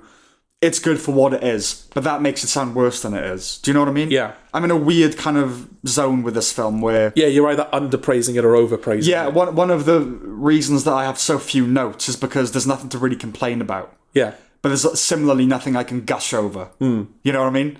Okay. It's like, it's good. It's solid. It's completely solid. Yeah. And I wouldn't discourage anyone from watching it. It's just like not... It's at that certain level for me. But it is good. Okay. Yeah. I think it's quite good. Okay, all right. I rather enjoyed it. Okay. I'd recommend it to anyone. Solid thumbs up from Puss in Boots. Okay. I do not feel guilty for putting it on my best of the year list. I give it a thumbs up. It's not as solid as yours. Okay. Yes. A wobbly thumbs up. It's a wobbly... No, it's not even that. It is a thumbs up. Yeah. It's just not... But not a firm thumbs up. It's not encased in ice. Okay. It's not a rigid thumbs up. It's not a rigid thumbs up, no. Right, okay. Tar. All right, okay. Right, shall I premise this one? Well, I know you have things to say about this one, so yeah, do you want to talk about it? It invites a little bit more conversation than Puss in Boots for Last Wish. No, I know. It's just the fact that, like, the last one you were in a position was like, I don't really have anything to say. Yeah. And now we're going into Tar. It's like, right. Well, we'll see. A discussion is about to be had. I know this. We'll see how much I have to say. So, Todd Field, the writer-director, he's only made 3 films, spaced apart. This is a good reason to go back and watch In the Bedroom, which is fantastic. From 2001, I think. Well, that is spaced out. Oh, yeah. Mark Strong pops up in it. That was a surprise. Yeah. I just want to get like little details out of the way first. Okay. I feel like it's been a while since I've seen him, just in general. Okay. Yeah. Well, Shazam, I think, was the last thing I saw. Shazam, yeah. Or was he in the sequel? No. Okay. Right. Tar is basically about a world-class orchestra conductor. Yeah. Who's in Berlin, I think, for much of the film. Yes. Yeah, she's working with the... Berlin Philharmonic. Yes. And she's in a relationship with... Is she the violinist? Yeah. Yeah. They have a kid together. Yeah. Yeah. It's been a while since I've seen this as well. Okay.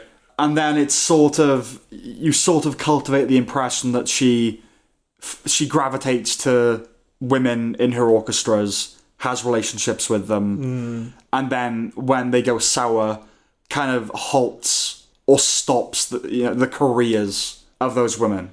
Yeah, this isn't one of those films where it's not conventionally presented. No. I would say. No. It's not abstract, but it's also not one of those types of films where you have the scene where it's like, oh, this is the story, these are the circumstances. Yeah, everything is sort of left up for you to figure out. It's cloaked in ambiguity, the whole thing. Yeah. And it's filmed in a very kind of objective, cold, even way. Well, I can't remember what film it was. I think it was She Said. Yeah. Where I was far more critical of the cinematography than you were. Because that was a film where the camera is locked down to a T. Yes. It's completely stationary. Characters will just kind of like be in the shot. Yeah. And I really didn't like that because it just felt like they weren't using that as a tool at all. And I kind of wish that I'd seen this before I did that review. Because this is absolutely the film that I would have brought up as an example of a camera that doesn't move. Yeah. And yet they do so much with it. It's because of the composition of what happens within the frame, right? Yeah. As opposed to I'll just film it. Yeah, no, because in lieu of character movement, in lieu of camera movement, you have character movement. Yeah. There's there's a couple of shots, but I think there's one where she is giving a music lesson to a violinist that she's taken a fancy to. And that scene plays out for 5 minutes. Yeah. With just a camera in the corner of the room watching them. Yes. And they're doing all the moving. Yeah. But it works. Even though the camera's just sitting there, it's engaging, I won't say dynamic, but it's striking, I suppose. It's striking, yeah. And it's interesting, isn't it, that when you describe something as theatrical, which you kind of could say about this, in that you're just watching the play unfold. Yeah. It feels more cinematic than something like The Whale, where there's a lot more movement. Yeah. And that's interesting. And then kind of over the course of the film, some kind of details come out, and her career is kind of tanked, kind of part of the Me Too sort of thing. Yeah, plot is not really the thing to talk about. Yeah. Again, it's one of those films where it feels kind of unfair to be so what's the plot? Yeah. And that can go one of two ways, obviously. Yes. But I feel in this instance, it's fine. It's a good thing, I think. Yeah. Cate Blanchett is astounding. Oh, yeah, she's great. So magnetic. You never want to look away from her for a second. This, I think, is an instance where the wrong person won the Oscar, right? 100%. Yeah. To me, we've been compiling, I have, greatest performances. I'm getting round to it, all right? Greatest performances of all time and stuff, and she's on there for me already. Okay. I think this is her best performance. Okay. That woman can do anything. Absolutely anything. As far as that character's field is concerned, I'd believe anything she told me. Oh, yeah. Yeah, Michelle Yeoh was the front runner on the momentum of that film, and, diversity and all that. But Blanchett will be... I wrote this before. I said, will be robbed if she doesn't win. Right. She was robbed. Yeah. It's a towering performance. It's going to be in the list, the compilations of best ever performances, Yeah. But you know what it is, Jord? What is it? It's a film about people in rooms talking. That's why you like it. Of course it is. Some people might consider it excessively verbose. I've heard that criticism levelled at it. Okay. Which I understand. Yeah. But I love the dialogue so much, I just don't care. Okay. I think a good example would be the first scene where she's giving having a talk. Yeah. The kind of lecture sort of thing. And she just goes on and on and on and on, but it's just so well written. More, please. Yeah. I'll lap that up. There remains an ambiguity around the accusations made against her. Who's texting? There's this weird kind of device where you see someone texting details about what's going on. Yeah. You never know who it is, why they're doing it. Is it all true? The film, while incredibly formally executed, weirdly has a dreamlike quality about it, I think. In what respect? In the ambiguity, in the fact it's filmed in quite an unconventional way. There are times where it feels like it could be a dream. Okay. And I think that bespeaks the uncertainty over what's real and what isn't. Okay. It's quiet. It's slow. I'll concede for some in an artsy-fartsy, Oscar-y way, but it never condescends to you. Ever. Okay. And I appreciated that. She's guilty, if what she's accused of is true, which you have no real reason to doubt. Yeah. She's guilty of moral evil, obviously. Not crimes per se. She hasn't done anything illegal. But the out-of-context Juilliard video. So yeah, there's an early scene in the film where she's kind of dressing down a student. Just giving a counter-opinion, I suppose, more than anything. A counter-opinion where she eventually becomes frustrated. Yes. Because it doesn't feel like he's listening to her. Yeah. It's basically, she's talking about Bach, and he's one of these non-binary people that, I don't listen, that's the patriarchy, I don't go in for all that. Yeah, I'm just not a fan of, white patriarchal music. Yeah, and she's like, you fucking idiot. Not immediately. No, not immediately. Yeah, no. I was condensing. Okay. No, she launches a very compelling defense. And he's just kind of like, yeah, well, he's still a white guy, Right, exactly. Yeah. And then someone films that, and they edit it together out of context that makes it look worse than it was. Yeah. And that's an interesting complication. I like that even if, she's bad, she's guilty, you see that and you go, You could still frame a guilty person. Yeah. You know? And obviously, I resonate with her appeal to judge an artist on their work. Like, that stuff was just catnip to me. That whole scene. Right? Oh, it's just, yeah. It's fantastic. Right, here's the nub of it. Here's the protein, as Logan Roy would ask. Okay. The film has become a bit of a political football. The right celebrating its apparent condemnation of cancel culture. The left saying it's doing the opposite. Somehow. Now, you're very... I wonder which side Sam is on. You're very much in Lydia Tarr. Or actually Linda Tarr, but that's the whole thing. You're very much in Tarr's point of view for the whole film. Yeah. Which, of course, engenders an understanding with the character, even if she uses people and she is pretentious, which she very much is. Oh, yeah. And has completely constructed her identity artificially. Her diatribe about neglecting great composers because they were cisgender, all that. There's an ongoing argument over whether that's the filmmaker's perspective. It shouldn't really matter. It's hers. Yeah. That's the important thing. But if we are going to have that debate, I don't think a case could be mounted that eloquently and forcefully without conviction. Okay. And that student has painted nails. So there, is that what you're saying? I said to you, I think it's actually funny. It's like an inside joke. Like, the student who disagrees with her is not only non-binary, but has painted nails and is mixed race or black. Yeah, I think mixed race. You know what I mean? Yeah. It's like, get all the things in there. And the ending, the final shot, I think is another kind of joke. There's a lot one can think about it, right? Everything's a performance. Everyone's playing a role. She's still doing what she loves. This is the end now. Using something that she almost certainly sneers at to get to the top again. Well, I feel like at this point you have to say what the final thing is, so her career is ruined. Yeah. She attacks someone on stage, and then she ends up composing video game music. I don't know if she even composes. I think she literally just conducts a performance. In, like, the Philippines or Vietnam. Yeah. These live shows, what's the game?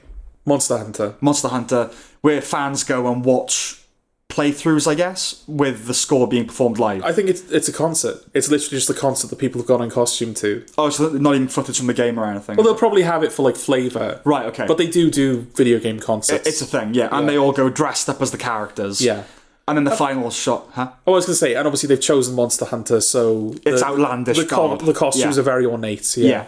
And then the final shot is her conducting, and the camera tracking along the audience, all of whom are in these ridiculous costumes. But all of whom are clearly engaged. All enraptured, yeah. And the room is packed. Yeah. Yes. So even then, it's like, right, so has she fallen from grace, or is she working her way back up? So there's a lot to think about it, right? Yeah, exactly. But again, I think... it's very much saying now that everything's a performance. They're now literally in costume. Yeah. But yeah, using something she sneers at to get to the top again. Is that what she's doing? Am I meant to think, oh, she's at the bottom now? Am I meant to think, oh, it doesn't matter, you can't keep her down? Yeah. Yeah, there's a lot to think about. She's still doing what she loves, regardless, you know. But it might be overanalyzing or leaning too heavily on one's ideology to think anything other than that the monster hunts represent the death of culture. Now that's my bias. I was going to say, you're saying that to someone who's rather a fan of video game music. Yeah, but going dressed up as... Come on now. Yeah, no, you wouldn't do that, would That you? is not something that I would do. No. And obviously they've chosen something hyper-specific. Yeah. In this, you know, for that final shot. Well, also Monster Hunter, you know, that kind of resonates with, is she a monster? Is cancel culture about hunting monsters? Yeah, I wonder how deliberate that it's got to be. Yeah. If you're being specific with a game rather than, oh, it's just a video game, it's got to be, isn't it? Yeah, because the game itself doesn't really... I mean, that's the game is literally you have a character. Yeah, no, just the title. And you go out hunting monsters. Yeah, and you kill them, and that's it. You know. Yeah. But that's my bias. But you say just the title. I don't think the title is ever said in film. Isn't it? No. So you would have to find that it's Monster Hunter. Oh, interesting. Hunter. Okay. So maybe it's not even that relevant. It's like an added detail after you've watched the film. Yeah. The important thing is they're all in costumes. I think that's the important thing. And it's the video game. I do think the film has conservative undertones. Whether that's conscious, whether Todd Field has that inclination himself. There's always that thing of you listen to the art, not the artist, as Lydia Tarr would argue. Yeah. A piece of art can escape the artist and arrive at accidental conclusions that the filmmaker didn't intend Yeah. or doesn't even believe. Maybe I'm just a Philistine, but I think we sometimes risk labouring to extract an interpretation when it's really simple. Okay. Maybe it isn't, and parts of it certainly aren't, but I thought what it wanted to say was pretty plain, all told. That being? The cancel culture is wrong, and that it's a modern-day witch hunt, and we shouldn't write off artists because of their circumstances or because of some heinous shit that they did. Art is art. A separation can be made. Things can be twisted and manipulated, and she might still be guilty, but it doesn't detract from those other points. Yeah. We were talking with another friend, and he said, yeah, like people bending over backwards to say, oh, this entire book was ironic. Like, would you pour your heart and soul into something for it to be, like, sarcastic? Yeah. No. So I think, in my opinion, look, it's open to interpretation, right? Yeah. So believe whatever you want the film about invites it. interpretation, at every turn, really. My take, though, is that critics liked the film because of the performance, the themes, the direction, the writing, but couldn't agree the cancel culture is like a bad thing. Okay. Couldn't agree with its ethos, so they've had to invent themselves into the opposing argument. Right. Like, Mark Kermode did a review, and he was talking about, the right wing is celebrating it for condemning cancel. Like, what film were you even watching? And that's exactly what I think about him. Right. So, I don't know, maybe everyone feels that it confirms their own biases or whatever. Yeah. But, like, what film were you watching? Like, her speech about you preserve... What are you talking about? You know? Yeah, so like The Banshees of Inisherin, it's a film where you talk about what it meant more than anything else, I think. Yeah. It's not quite a masterpiece, but it's really something. Yeah, I was going to say, the film has sort of taken on more life for me now that I've seen it, and I've had these conversations with you. That's not to say that I didn't enjoy it. I certainly feel like I enjoyed it less than you did. But I wouldn't say that it's a bad film. Obviously, the performance is great. It's very competently made. It's very clearly, like, I think a film that's this restrained, not stylistically, but, like, again, just in terms of, like, how little the camera moves. Yeah. If you put an amateur filmmaker or a bad filmmaker in that position, it's like, right, you got to make a film with, like, little to no camera movement. It would suck. So I think for him to be able to pull that off, again, it's just a testament to the quality of his filmmaking and his understanding of the craft. It does genuinely... It didn't make me feel like the film is in love with this character and that was unjust. Right. It's like, oh, look at this great character that I've made, and you're like, okay. You know, I do genuinely believe that she's a master of her craft. Yeah. And I do genuinely believe that whatever she's done, however true it is, she deserves more than to just be cast out. Excommunicated. Yeah. I get, like, I suppose it's like you have a Puss in Boots reaction a little bit. In that, I got nothing bad to say really, but I don't have much to say. Funny the films that we've had that reaction to. Well, it's different because, like, with Puss in Boots, it's fantastically made, but it's like, I think that if you're not a fan of it, it's just a case of this film is competent to a T. Like, everything is sort of working as well as it can be without being exceptional. Yes. Whereas with this, I recognise that there are elements of this film that are exceptional.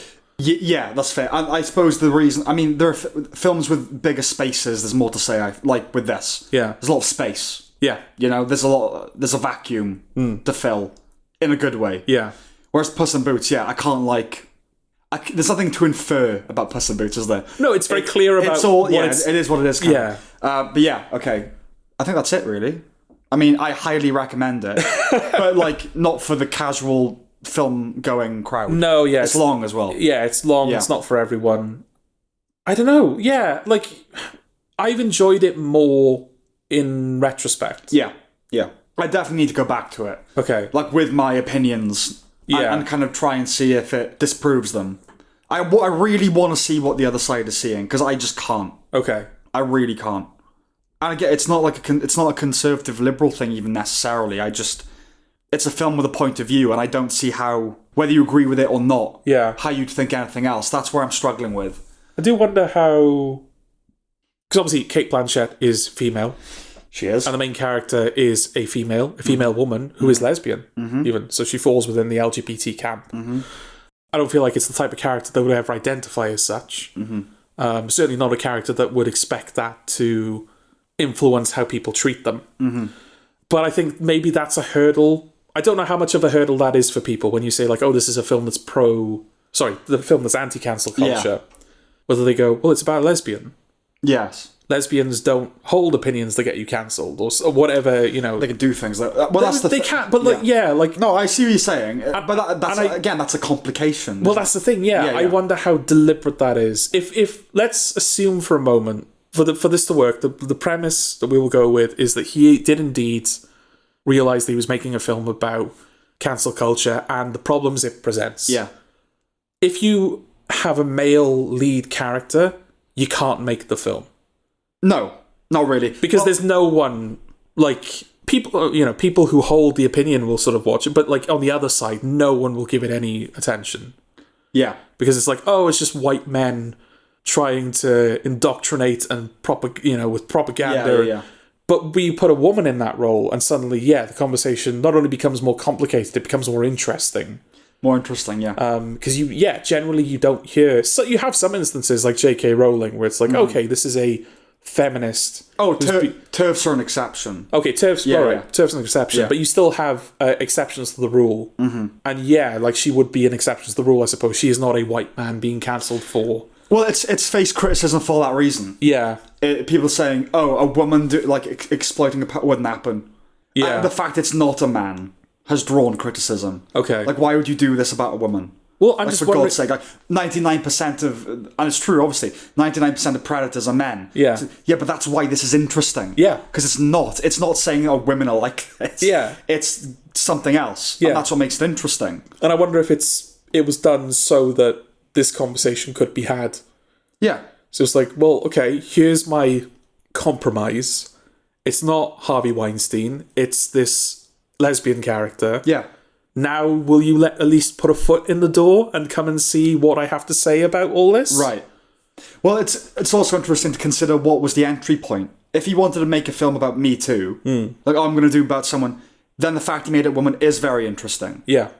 So yeah, I mean, there's a lot to think about. And it doesn't feel like he's gone completely in the opposite direction, so it's a woman preying on men. No, exactly. It's not like, oh, I'm doing a total inversion of that. Yeah. No, he's kind of adapted it so that it kind of makes sense. She's kind of a masculine lesbian, isn't she? Yeah. And so obviously she would have a taste. That sounds horrible. Women is what she sort of goes for. Yeah. So it's still kind of, there is still a bit predatory. A predatory analog to, or a bit of an analog to what's considered to be like the typical the men in positions of power going after young vulnerable women. But also, frankly, just from an artistic perspective, if you're a true artist, do you need to do another film about a man exploiting a woman? I get it. Yeah. I get the men in positions of power do that. Yeah. Well, as you say, it's less interesting. Yeah, that's what I mean. Whether you agree with it or not. Yeah, from an artistic perspective, it's just less let's do interesting. something different. Yeah. Let's do something original. I don't need to... I know, yeah. I get it, you know? And yeah, it does feel like making a film about a man, a potentially predatory man, where there's ambiguity around it, would draw a lot more fire. Yeah. Well, it would feel like... How dare you? Yeah, it would feel like it's making excuses for men, whereas this doesn't feel like it's making excuses. Yeah. Not even for its main character. Not even for her specifically. No. Yeah, the film doesn't love her. It's fascinated by her. Yeah. Watch it. Just watch it and see what you think. Okay.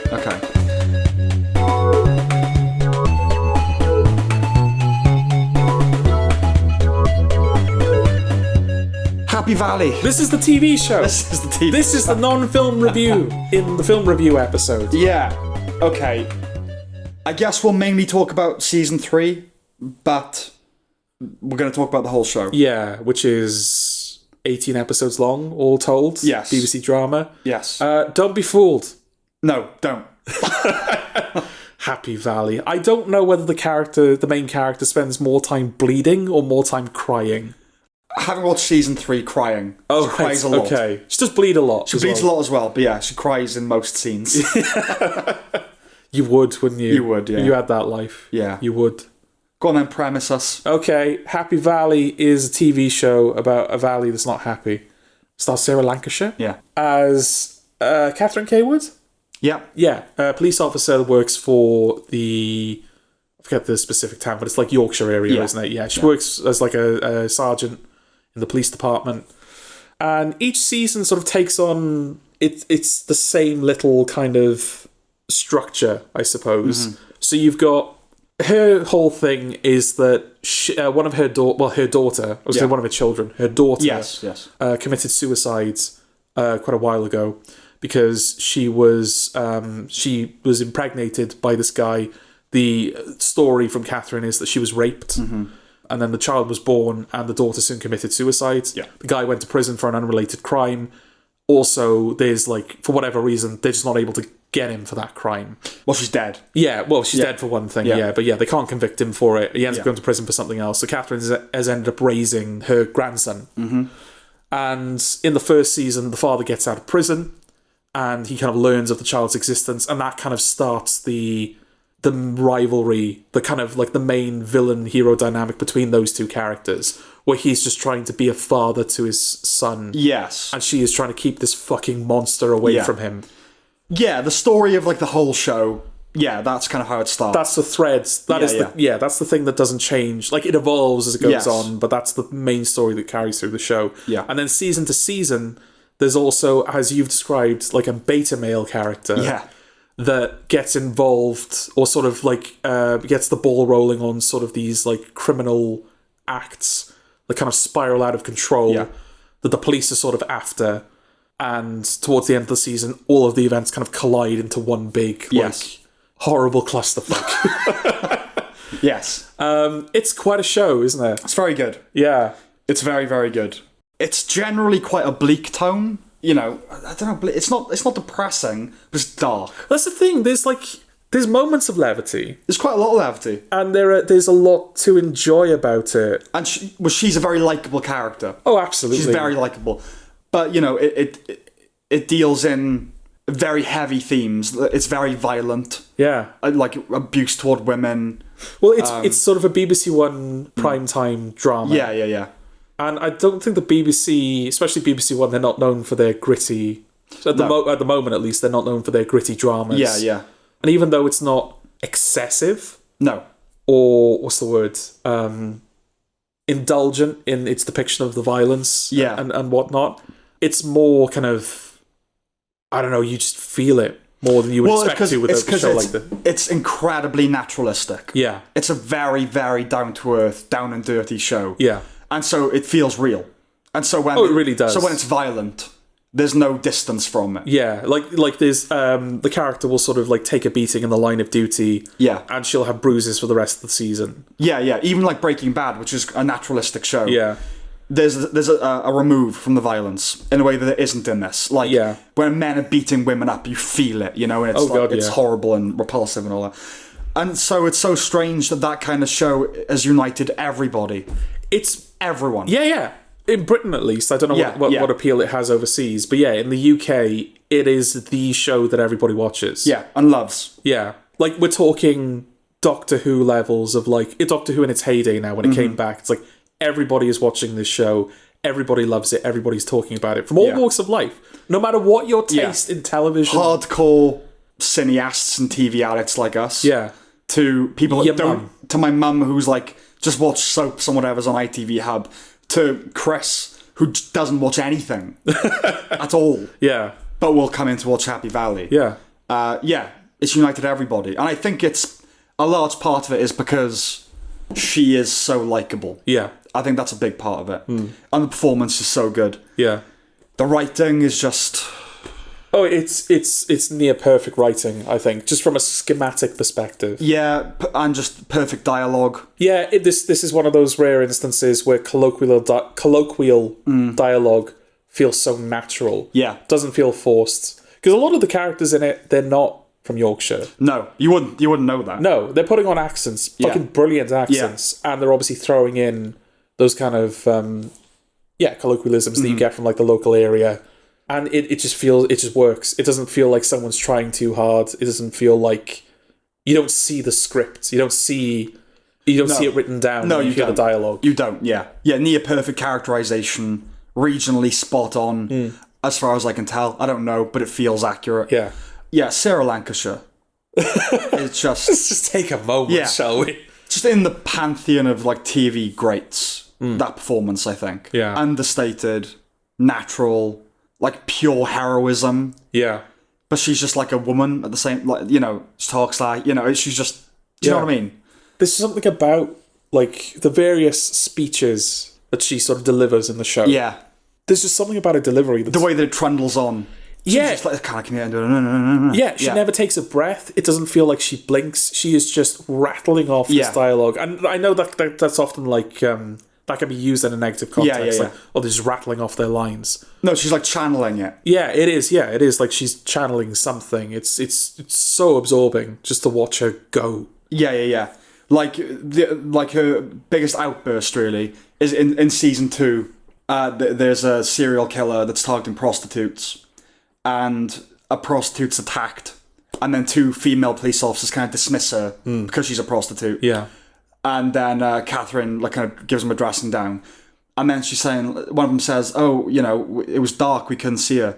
And she goes, "I'm only going to touch that." And then rattles on and goes, "No, I will touch it." "You got a torch, haven't you?" Yeah. And it's like, she's always speaking to herself like, "I'm not going to touch that." "No, I will touch that." Yeah. She's like always communicating with herself. It's really interesting. She's just, you know, one of the best ever TV performances. Yeah. And they got a villain to match that. And the supporting cast, James Norton, you know, as Tommy Lee Royce. Memorable name of a villain, isn't it? Tommy Lee Royce. He has both charm and menace. I've told you before many times, he's my Bond. Yeah. He's my pick for Bond. He's slowly humanised over the course of the show, more so in the last series. Yeah. But one, I didn't anyway, never loses sight of how utterly hideous he is and how despicable that character is. I just think like any moment where you start to feel like... Yeah, you got to remind yourself. Yeah. You do. And it's a testament that you do sometimes drift away from that. Yeah. You know, he's crying about something. Yeah, you have your moment when he's looking at the baby pictures of Ryan and you sort of watching him and you go, no, I have to remember that he ran over that police officer several times. Yeah, exactly. He's one of the most grotesque characters in all of fiction. Yeah, he's just fucking horrible. Yeah. And you can forget that as the show unfolds. You need to keep your eye on that ball.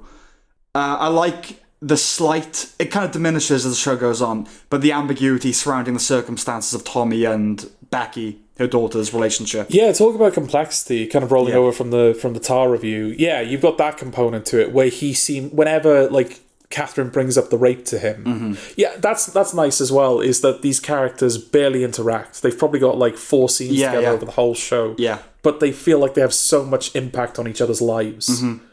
But whenever she kind of brings up the like, "Oh, you raped my daughter," he seems genuinely confused. Like, what? No, I didn't. Yeah, like we were in love. Like, what the fuck are you talking about? Yeah. And not in this sort of like sick denial. He genuinely seems confused. Yeah. And the same with Ryan as well, like, because he didn't have a father figure growing up. Mm-hmm. And it's something that even people in Catherine's life pick up on later in the show. Mm-hmm.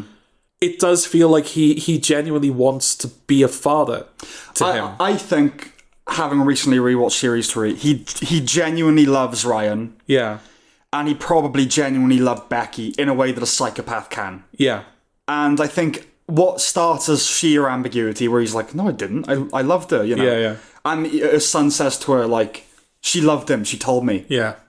I think as the show goes on, and he is humanized, but you start to understand that he can't think the way other people think. Mm. And so, like she says to him in the final scene they share together, "You threatened to chop her tits off." Yeah. Because he says the same thing to Anne Gallagher. Yeah. And he's like, "I didn't mean that." Mm. It's like he doesn't get that's a fucking despicable thing to say to somebody. Yeah. It's like, "Oh, it was just like, it was an argument." Yeah. You know, and she's like, "They didn't know that you didn't mean it." Yeah. They don't know that's how you think. Mm. And so I think he probably did rape her. Mm. And it traumatized her and belittled her and all the rest of it. Yeah. He just doesn't think he did anything that bad. Yeah. Because that's just how that's life to him. That's how he interacts with people. She says to him, like, at the end, you're a child in a grown man's body. That's what you are. And you kind of see that. At the end, when she's, like, accusing him of all these things, he's like, "No, I didn't." He sounds like a child. Yeah. And a lot during that argument. Again, just a testament to the quality of the writing. Like, she's throwing all of this shit at him that he clearly can't handle. Yeah. And he does kind of crumble. Like, when she's sort of, she throws all these accusations at him. He's like, "Well, you're just not that bright saying that. It's actually funny. Yeah. Legitimately funny. In how childlike he's become. Without undercutting the tension. Yeah. And when all he can do is just shout, fuck you back at her. Fuck you, you deaf bitch. Yeah. It's like, he is just like, there's something missing. Yeah. You know? And again, in terms of ambiguity, the fact that Ryan is a twat.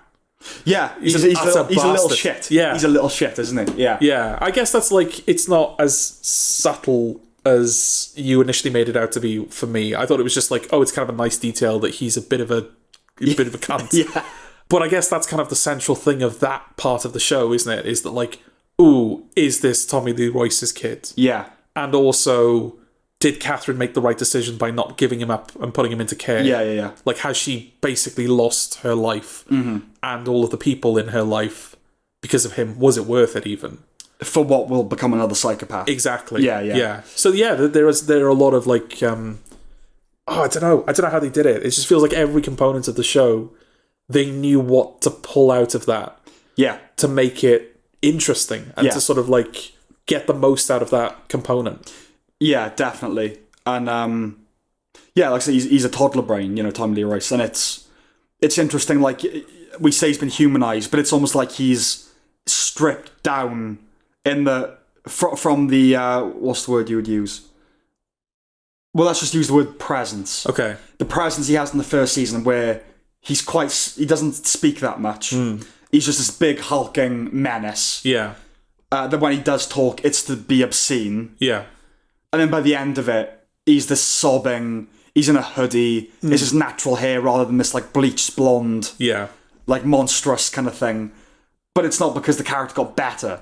It's that you just saw more of the reality of him. Yeah. Like, in that first season, he is utterly just... He kidnaps someone and rapes them. Yeah. He runs over that police officer several times and murders two guys he's hanging out with. Yeah. Just completely odious. Yeah. And by the end, he could be the hero. Not in what he does, but the way he looks. Just in like a nice hoodie. Well, in a way... He's got all the tattoos, In a way, he does do the right thing at the end. Like, he basically gives Catherine the information she needs to bust a major crime ring in the town. Yeah. Something that's kind of been hanging over the whole show. Like, we finally see it in season 3, but as far back as season 1, there's been this implication that, there's some greater force puppeteering all these things in the town. Yes. And he is the key to dismantling all of that. Well, James Norton has said, like, I don't hate him. I feel sorry for him. Yeah. And Ryan basically says that as well. That's his conclusion, isn't it? Yeah. I feel sorry that he felt he had to be that nasty to people. Yeah. And by the end, I think I'm in a similar place where, I'm never losing sight of what you did. Yeah. But I also do, like, not empathise. I sympathise with... He can't help it. Yeah. That is his toddler brain. And there's something beautiful about his arc because it is equally, again, obscene, and that character learning, where he says to her at the end, he says, I've looked at all these photos, I've seen that you've given my son a good life. So, and it's like, it's so funny because it's so overplayed. It's like he looks up to the heavens, he goes, I forgive you. Like he's saintly. Yeah. And she's like, you forgive me. Yeah. But it's like, that is growth for that character. Yeah. That is the end point, but also... she just what the fuck are you talking about? Yeah, she completely rejects it. Yeah. Which is funny because I think there might even have been a moment earlier in that season where... if he asks for my forgiveness. Yeah. But he doesn't. He forgives he forgives her. Yeah. So it's like, you almost... it almost happens. It's equally sweet in a way. Yeah. And warped. Yeah. That he thinks he's the one that has to forgive her. Yeah. It's really interesting, that. And that's only one half of the show as well. That's one half of the show, yeah. You've got all the crime stuff that's happening as well, which is legitimately like well plotted and well paced and well thought out. It does sort of become the show's not undoing. No. The show never becomes bad. Never, no. But the first season is the best and the third is the weakest. So there is a Oh, interesting. I would say so. I don't know how you think. The third, the ending... Well, maybe. I maybe agree. Yeah. It's because the third has all that finality to it. But the third, the ending of it retrospectively makes you think of all these issues. But it's actually flawless until the 6th episode. Yeah. It's pretty perfect. And then it has so many things it has to wrap up. Well, yeah. we'll get to all that stuff, but then you go, oh, such a shame. And there are some things I didn't love about it. I mean, in my head, it's probably a false memory, but 2 is like, because it's so much bigger. But you're right, it's still tight and it's still doing everything it needs to do. Well, that was the worry going into season 2, is season 1 is such a tight piece of television. Yeah. And I think the idea was that originally it was going to be a miniseries. Yeah, so it would end after that. Yeah, so there is kind of like it's got one of those endings where it's like, yeah, that could be the end of the show. So when it goes into a second season, and there seems to be all of these other elements that are coming into play. Like, oh no. Yeah, it's like, this is going to become bloated. And it never becomes bloated. But yeah, that final episode, you do realise that, because that's the thing, it never deviates from its formula. Yeah. It maintains that thing of, right, half of the show is Catherine and Royce. Yeah. And the other half is the crime things. Yes. And then they kind of throw like the organised crime element in on top. Yeah. And they always keep everything that they...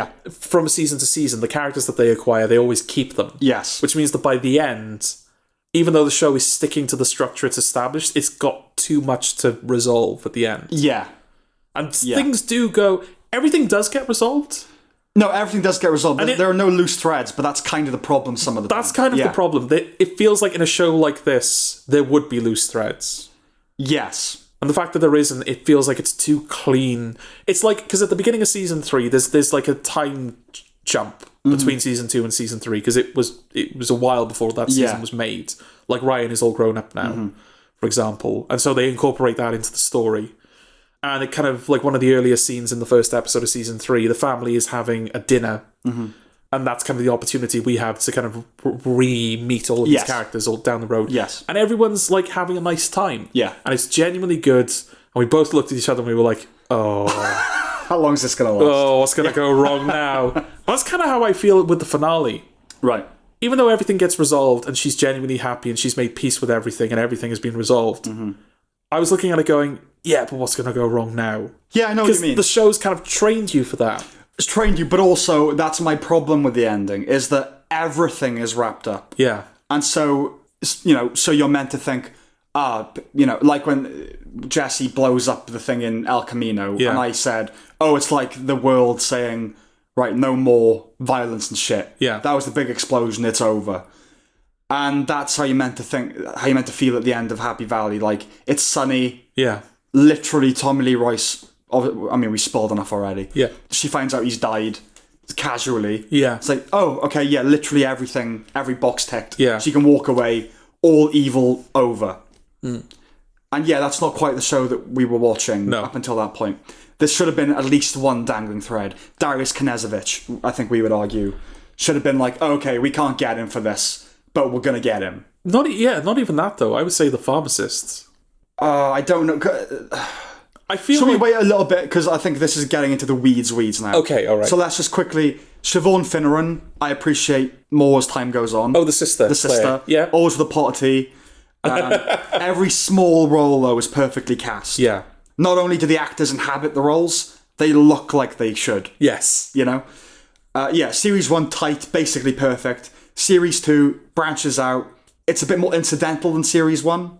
It doesn't feel as vital as Series 1, I would say. The denouement ultimately has some things to laugh about with Wadsworth's incompetence. Okay. But not necessarily in a bad way. I think you're meant to kind of find him a bit ludicrous. But considering that's the end of the season, then maybe it should have had a bit more weight to it. You know what I mean? Yeah. So then, right, Series 3. Yeah. It's close to perfect. A few little changes could have pushed it from a 4.5 out of 5 to that 5. Yeah. I think the worst thing, broadly speaking, was Amit Shah as Faisal. Okay. I didn't like him. He's the weakest beta male of the 3. Absolutely. And when I say that, he's the one that should have got away with it, he's the least deserving, I think. Yeah. I say that, though. He's probably the most careful. Define morally deserving, or in terms of how good he is at covering up the tracks? Morally deserving. He's the... morally speaking, he might be the least deserving. I don't know, actually, because it's probably the least, I was going to say, it's probably the least worst crime, but he does kill a woman. I don't know. I suppose Kevin is the least morally evil. Yeah. They become more evil with each season. He's the one that I like the least, and I guess that's what's informing my decision the most. He's one I like, I suppose, because I don't relate to anything with him, really. Yeah. Like the others, you do relate, as horrible as it is, you do kind of relate to Kevin's frustration with Nev. Oh, yeah, like, I don't necessarily agree with the course of action that he took. No, of course, but I completely get why he did it. I much more relate to the second series guy. Yeah, definitely. Where it's like, you get how that would have happened. Yeah. Obviously, he then does horrific shit to make it look like someone else has killed her. Yes. But him being framed, like, I get it. Yeah. Like, I 100% get that. Yeah. The third one, there's absolutely no need for him to do what he does. No. I mean, in a perfect world, he might not even be in that season, because you've got the relationship with Ryan's PE teacher. Yeah, Hepworth. Yeah. That feels like that could have been a good substitute. Yeah. Kind of a nice capstone of like, oh, we've had 2 beta males, and now we've got this dangerous alpha male that we have to deal with. Yes. And he's not a criminal per se. Well, he is, but yeah. Eventually he is. No, I mean, he like hits his wife. Oh, right, yeah. But like, it's a completely different context that this character exists in now. Yeah. And it's personal because this is happening to Ryan. Yeah. So it's got more of a connection to the main Catherine stuff. Yeah. Yeah, in that respect, the pharmacist feels like, oh, we have to have that. That's what people watch Happy Valley for. It's that half of the show and this half of the show. Yeah. Yes. So the way they do resolve that is Hepworth gets arrested on suspicion of murdering his wife. Yes. Faisal has actually murdered her. Yeah. It looks like he's going to go down for it because he hit her and they find blood and all that kind of thing. And he's clearly an unpleasant man. Yeah. And like her family don't like him and everything. It looks like Faisal's getting away with it. But then this like random lead that Alison, a friend of Catherine, tells her that her probation officer gets drugs from this pharmacy. Yeah. And then she does a check and finds out that he lived like up the road from the Hepworth. Right. I like that. I like that it's, again, one of those little details that gets him. Love that. Like it's a character from a completely different season. Yes. That belonged to a completely different story that ultimately does him in. Yeah. That's kind of a testament to how schematic and efficient the writing of the show is. Yeah. But it does mean that that major plot thread gets kind of resolved off screen. Off screen, yeah. And then Hepworth, because he can't go to jail for murdering the wife. Yeah. They tag on this thing that a boy was sending him indecent images. Yeah. And they do sort of allude to that early in the season. Not nearly enough. Well, they have to do a flashback, don't they? Where like, oh, remember this scene where he was and it doesn't play out like that either. No. That's quite frustrating. Yeah. No, but I mean, like, the wife says to Faisal, oh, he does this thing, he gets these young boys and he convinces them that they need. Yeah. But it's never implied. It's implied that it's a power thing more than it is like he's a paedophile. Thing, yeah. I mean, he's having an affair with another teacher. Yeah. An adult female teacher. Yeah. So it did feel like, oh, but we don't like Hepworth. Can he still go to jail? Yeah. And I mean, I don't know how it works. Like, I don't know if he had confessed to hitting his wife. He could have been done for that. But that would have been nice. If, like, he's brought in on this completely separate thing. Yeah. And he still goes down because he confesses to having hit his wife. You know? Yeah. Yeah, it's all very neat. It is very neat. But again, I don't know. Like, just if you... I meant neat as a pejorative. Okay. It's too neat. Oh, right, yes. It's like, I don't mean it's clever. Oh, well, I mean, okay. like, oh, yeah, we hoovered it all away. It's okay, fine. well, that feeds into my point, I guess. Because, when they have Hepworth in and they're like, oh, I guess we've got enough to charge him. Mm-hmm. Like, they don't like him, but even they're uncertain that he's, like, done it. Yeah. And they're like, it's not... I don't feel great about it, but I guess we charge him with murder now. Yeah. And I thought that was going to be it, because you even have the moment where you see the pharmacist walk off into the distance, because he's... One of the things that motivates him... Again, this is how brilliant, like, everything's informing everything else. Mm-hmm. Like, characters who've never met are doing things that create a set of circumstances that cause that causes that character to, like, do this action. Yes. Which creates this scenario that this character has to react to. Mm-hmm. This, like, series of chain reactions from people that have never interacted before. It's really, really good. But yeah, there are these, like, thugs that work for the Knezoviches, which is sort of the mafia of the town, that are kind of putting the screws to him for money that he doesn't have. And also the wife, the PE teacher's wife, is asking for money, and that kind of backs him into a corner, which is why he kills her out of sort of, like, whatever. Oh, no, he kills her in pure moment of passion. Oh, right, He doesn't even... That's the annoying thing. It's not even... Okay. He has no good reason. She wants him to kill her husband. Yeah. And then he has this whole plan figured out. And then she gets spooked by it. And she's like, oh, we don't have to. Like, because she lies to get him to that point. Yeah. She's like, I lied to you. He's like, you lied. She's like, yeah. He's like, right. And he's angry. Yeah. And he's like walking away. And then he says, okay, as long as you don't fucking pester me about getting you a flat. And she's like, oh, yeah. Actually, yeah, maybe we should kill him. And he just loses his temper. Yeah. And just beats to death. Beats to death, yeah. But the point is that he's no longer under any threat. The Knausevich thing is getting sort of wrapped up. So he's like, oh, I'm free. I got away with everything. Yeah. You see him walk off looking all confident like. And I thought that's what maybe it was going to be. Where it was like, the police don't always get it right. Yeah. But in this scenario, he got away scot-free. Again, and the husband's going to jail. What would have been narratively interesting, that he gets away with it, like, all of a sudden the ducks are all in a row, like, oh, okay. Yeah, because it's, again, that's a nice... whereas, like, the final beta male is an alpha male is like a nice way to cap it off. A nice way to cap off the beta male thing. Mm-hmm. They're becoming more violent, but also the last one got away with it. Because sometimes they do. The other half is I really hated him. Yeah, and I know. And that was what would have made it interesting. But again, they were crowd pleasing. Like at the end, it was sheer crowd pleasing. They knew everyone was watching. They knew everyone was watching, and I think she even said, I don't know whether it was just about Tommy and Catherine, but Sarah Lancashire had said to the writer Sally Wainwright, "Can you change the ending and make it a bit happier?" Basically, right. Okay. So I don't know what the original ending was. Yeah, all these great things are set up, and then I think the last episode's 10 minutes longer than usual. And I think she just realised, I don't have time to do it. Yeah. Because I want to give time to Tommy and Catherine. Yeah. But the irony of that is that those things could have been wrapped up really quickly. Yeah. And in a satisfying way. Yeah, what would have been narratively interesting is Faisal gets away with it, and Hepworth, who is a monster but hasn't actually done... the thing that he's going to jail for, yeah. But he still goes down for it, and you don't care, because he's so horrible that you're fine with it. That would have been interesting. That marriage, like the Hepworth marriage, was really interesting. Just that last minute contrivance of the indecent images was like a big no-no for me. Yeah. Yeah, the finale almost feels like it was written in real time. And so she got to like page 70 and was like, shit. Yeah. So there's like one conversation that wraps up 4 or 5 different things. Yeah. And it's implied, he's going to be arrested off screen. He's going to jail off screen. Tommy Lee Royce dies off screen. Yeah. And I think you could have done a wire and just had a montage in 2 minutes. Yeah. You could have done all those things. Faisal being arrested. If you're going to do that. It still would have had that air of, they're wrapping everything up really quickly. Yeah, but at least you would have seen it. Yeah. You know, like, Royce dying off screen, I think is the most egregious example of that. I know he was in a coma and he just died. Yeah. But you could have just seen the moment he flatlines, just because... Or you rework it. So the very final scene is Catherine's at her daughter's grave. It's sunny. She's in colourful clothes. And then she gets a text, and it just says, TLR dead. Hospital rang, TLR dead. And then she's like, oh, good. Puts the phone in her pocket, walks off, theme tune plays.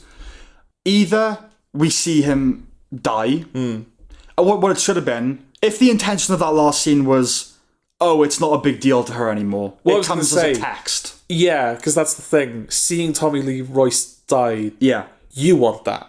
As an audience member, you want that. Yeah. It's not necessarily something the show needed. No, I know that. And I'm not saying it be like violent. I'm talking literally like you didn't even have to see him. Yeah. He's in a coma. He's just in a bed and they flatlines, right? Yeah. But what would have been interesting then is if the point you're making is that Catherine's over it. You see, the last thing in the montage is him dying. You see her at the grave. Her phone bleeps. Yeah. And she doesn't even look at it. Right. You know what she's getting messaged about. Yeah. But it don't matter. Yeah. She's over it. That would have worked. But just like, that's purely for the audience. It's not for her. Yeah. Is that how they're going to tell her Tommy Lee Royce is dead? Yeah. Over a text? Yeah. Like, because Mike, her boss, sends that. I'd want to tell her. Yeah. You know what I mean? It's just a bit like, yeah, that's done as well. We're not going to leave it that he's just in a coma. Because I think you're led to believe that. When Andy, the detective, am I right in hearing he's in a coma? They're like, oh, really? Yeah. We're just going to leave it. But no, don't worry, he is dead. He is, yeah. So that was a bit rubbish. We didn't... Yeah, why not just kill him? Because... Yeah, die in that scene. Yeah, he's like, after that big confrontation, he sets himself on fire. Is it to completely preserve the fact that she didn't kill him? Well, she didn't. He set himself on fire. No, I know that, but like, I don't know. That she saved him, I suppose. That she still saved him after all that. She says, "Don't do it." He does it, and then she douses him. Does it matter if he dies? Anyway, like 5 minutes after she does that, no, or I know. In hospital later on. Yeah, it is a weird detail. Yeah, it is a weird detail. We didn't need to see Darius arrested. He didn't. I think if someone wasn't going to get arrested, it should have been him. Yeah, the granddaddy of crime in the valley. Yeah, is like, no, she knows. Yeah, now they have to go prove it. Yeah, because why would we take Tommy Lee Royce's word of a scumbag fugitive who's already gone on record to say no, that's not what happened? Yeah, so why would we believe you now? Yeah, under the circumstances that he said it as well. It's like, well, Catherine, he was in your house. He covered himself in petrol. Yeah, like why would he change his story? Why would he change story? And also, that's nowhere near enough evidence. Because it's not like... Yeah, because it's not as if like, right, Tommy, you've made this statement, now you can go on record, or you can go to court. Yeah. Oh, you set yourself on fire and you're dead. Okay. And it's not like, oh, he said it and now we're going to devote resources to investigating that claim. He says to her at the end, we got him as well. In one day, we got Tommy Lee Royce and Darius Knezovich. Yeah. So they arrested him on the evidence of a guy who he broke out of jail saying that he did... It's just weird. Yeah. It's too easy. Yeah. We should have seen... So this is that final montage idea. We should have seen Poppy in her coat still. Oh, yeah, the daughter, yeah. Just as isolated. That would have been a good final image, actually, of the whole show. Yeah. Yeah, just like, even though everything is resolved... There is a lasting effect. There are scars. Yeah. Even if all the evil in the world is gone. Yes. The people that it damaged are still left behind. And I think, having rewatched it again recently, what would have been nice... I think maybe partly because the actor just doesn't have the chops for it, having been a child actor. It would have been nice to see Ryan react to Tommy dying.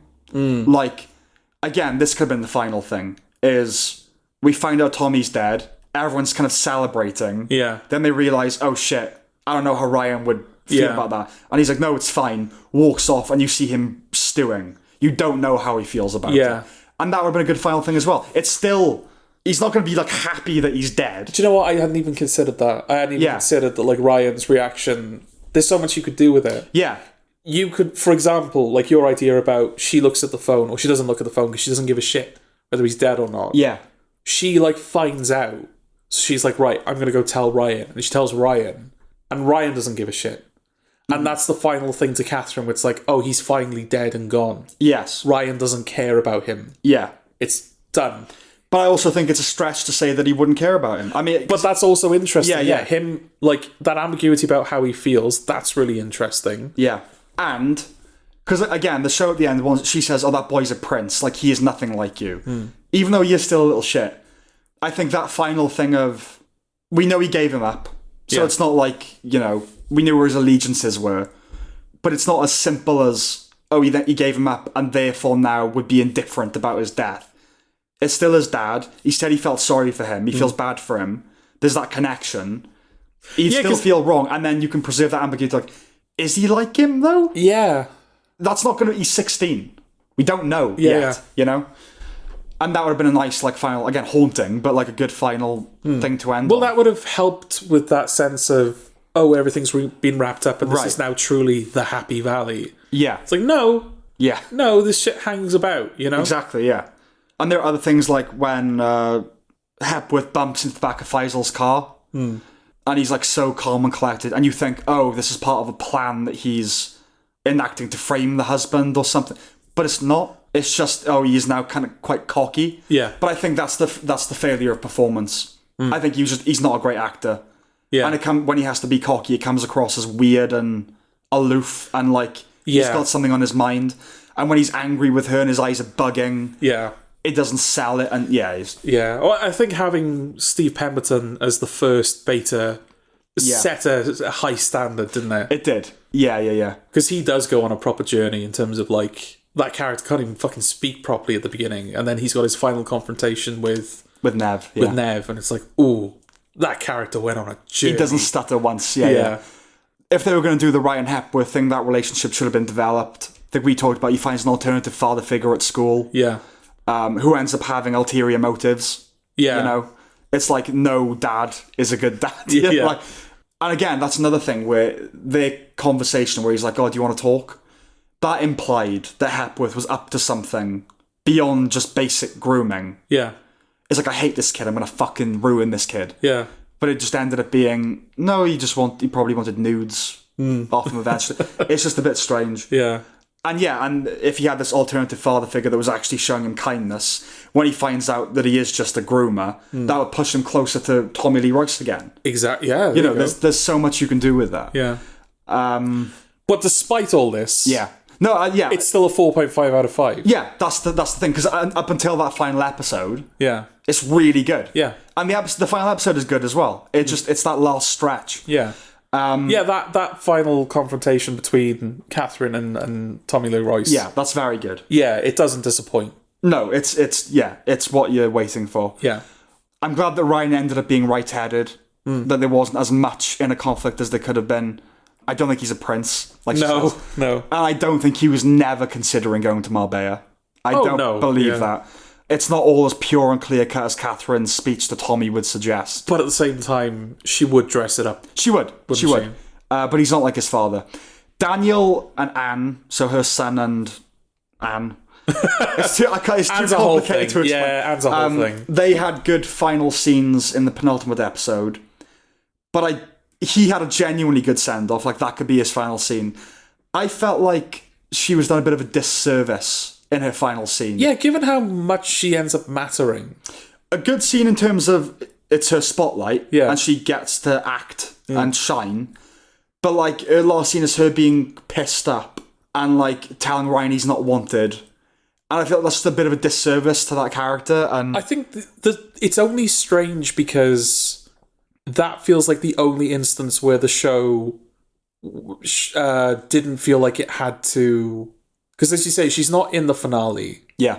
There's seemingly no compulsion to give her a happy send-off. No. And that feels like the only instance where the show did that. Yeah, left it hanging. Yeah. We said literally, because there's a party happening in that final bit where Catherine's learning all these things. Yeah. Because she's retiring, but she's not interested in the party. Yeah. She literally could have locked eyes with Anne and they had like a little look. Yeah. He's dead. It's over. Yeah. She eats cake. Yeah. Done. That's all. That's it. Yeah. It's a look. And also, I get why it had to be the detective telling her that. But how much better if it had been Mike having that final conversation with her? Yeah, absolutely. The guy that we've built up this relationship with. Yeah. Little tiny details that like seem so basic. Yeah. You know. We say that though. Yeah. We couldn't have written this show in a million years. No. Absolutely no. Yeah, script doctors. Yeah. You know. Not that she needs it. But you know what I'm saying? Like just for that ending. Yeah. So yeah, all those niggles aside, it's pretty flawless. Yeah. You know, the themes, I love the violence towards women, masculinity in crisis. I love that violence towards women. Yeah. Beta males in over their heads. The William H. Macy and Fargo thing. Yeah. Yeah, like I said, the ending should have been more like The Wire. I know it's a lot more individually character-driven than The Wire, but there is an ongoing element of social commentary. You know, like the drugs in that part of... I think at the start of season 2, she says, and I could have arrested them, thus massaging Ms. May and Mr. Cameron's crime figures. There's a bit of, like, political... Yeah. She alludes to Trump in season 3. You know, the pilot establishes the drug-infused squalor of that area. And by the end, we've met the kingpins responsible for it. Yeah. And there should have been the implication that it isn't all over. Catherine's story is resolved. Yeah. Not the counties. Yes, absolutely. But fucking watch it. Yeah. Watch Happy Valley. It's really, really good. Yeah, I mean, if you live in Britain, you have already watched it. Exactly, yeah. Because everybody has. But beyond that, you'll need subtitles, I think. If you're you won't. If you're not a native. Oh, if you're not British, yeah. Yeah. That's ridiculous, that is. But it's worth it. It's absolutely worth it. Oh, yeah, to see it. Yeah. Yeah. No, it's, you know, the show is 5 out of 5. Yeah.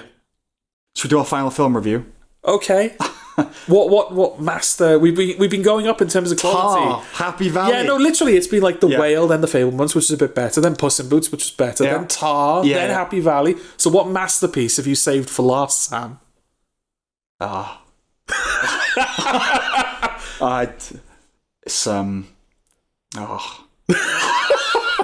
What is it, Sam? It's Ant-Man and the Wasp, Quantumania. What? No, we got to the end and now we're going back to the beginning. It's like a circle or something. What? I don't know. It's like it was like 7, 8, 9, 10, and now we're back to 0. not to foreshadow our review. Right, I can't do the plot because I don't know what it is.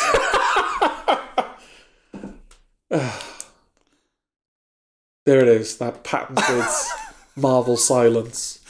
And it's become a patented, we don't know what the plot was. Yeah. I feel like that happens at the beginning of every Marvel review now. We say what the film is, and then the two of us just go silent because we realise, we both know what we think. Where the fuck do we start?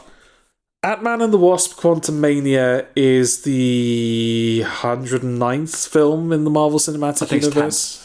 10th film? Yeah, 110th. 110th, yeah. Sorry, in the Marvel Cinematic Universe. I say that now as a joke. There will eventually be a 110th film in the Marvel Cinematic Universe. Yeah, there will, yeah. It's the third Ant-Man film. It's the second Ant-Man and the Wasp film. It's first film in Phase 5. It's shit. I mean, how long do we talk about it, Sam? Like, how much time do we give it? Well, let's get out of the way, is it? So... Another entry. I genuinely don't know what the plot is. They go into the quantum realm. Ant-Man, the Wasp, Hank Pym, and the wife go into the quantum realm. And the daughter? And his daughter. Yeah. And Kang is there. So that's the plot. Yeah. Another entry in Marvel's ongoing mission to tell us they're not taking themselves too seriously. God, the quantum realm's a drudge, isn't it? It's so tacky. Yeah. It looks like a CG Babylon 5. That's what it looks like. Yeah, it's yeah. It's like an uncanny valley with money, with budget. And the more expensive, the better looking. But then you keep going and it looks like shit. It's a weird thing. I watched Avatar: The Way of Water recently. Oh, you did? We're not reviewing it. Okay. I have the same feeling. Right. Well, visual effects. To me, it looks like shit.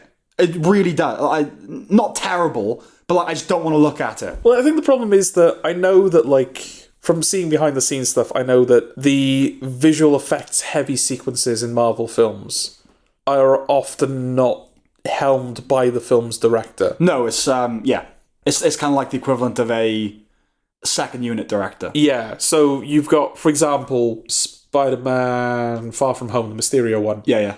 I've seen a couple of reviews levy criticisms of those films for being very boringly shot. Mm-hmm. Shot, reverse shot, medium close-up. That's the kind of filmmaking you get out of those films. Well, because it's cookie cutter. Yeah, and then you get to the CGI sequences and the camera work, like that, not dream sequence, but that kind of sequence where Mysterio is fucking with him and you see the zombie Iron Man. Yeah.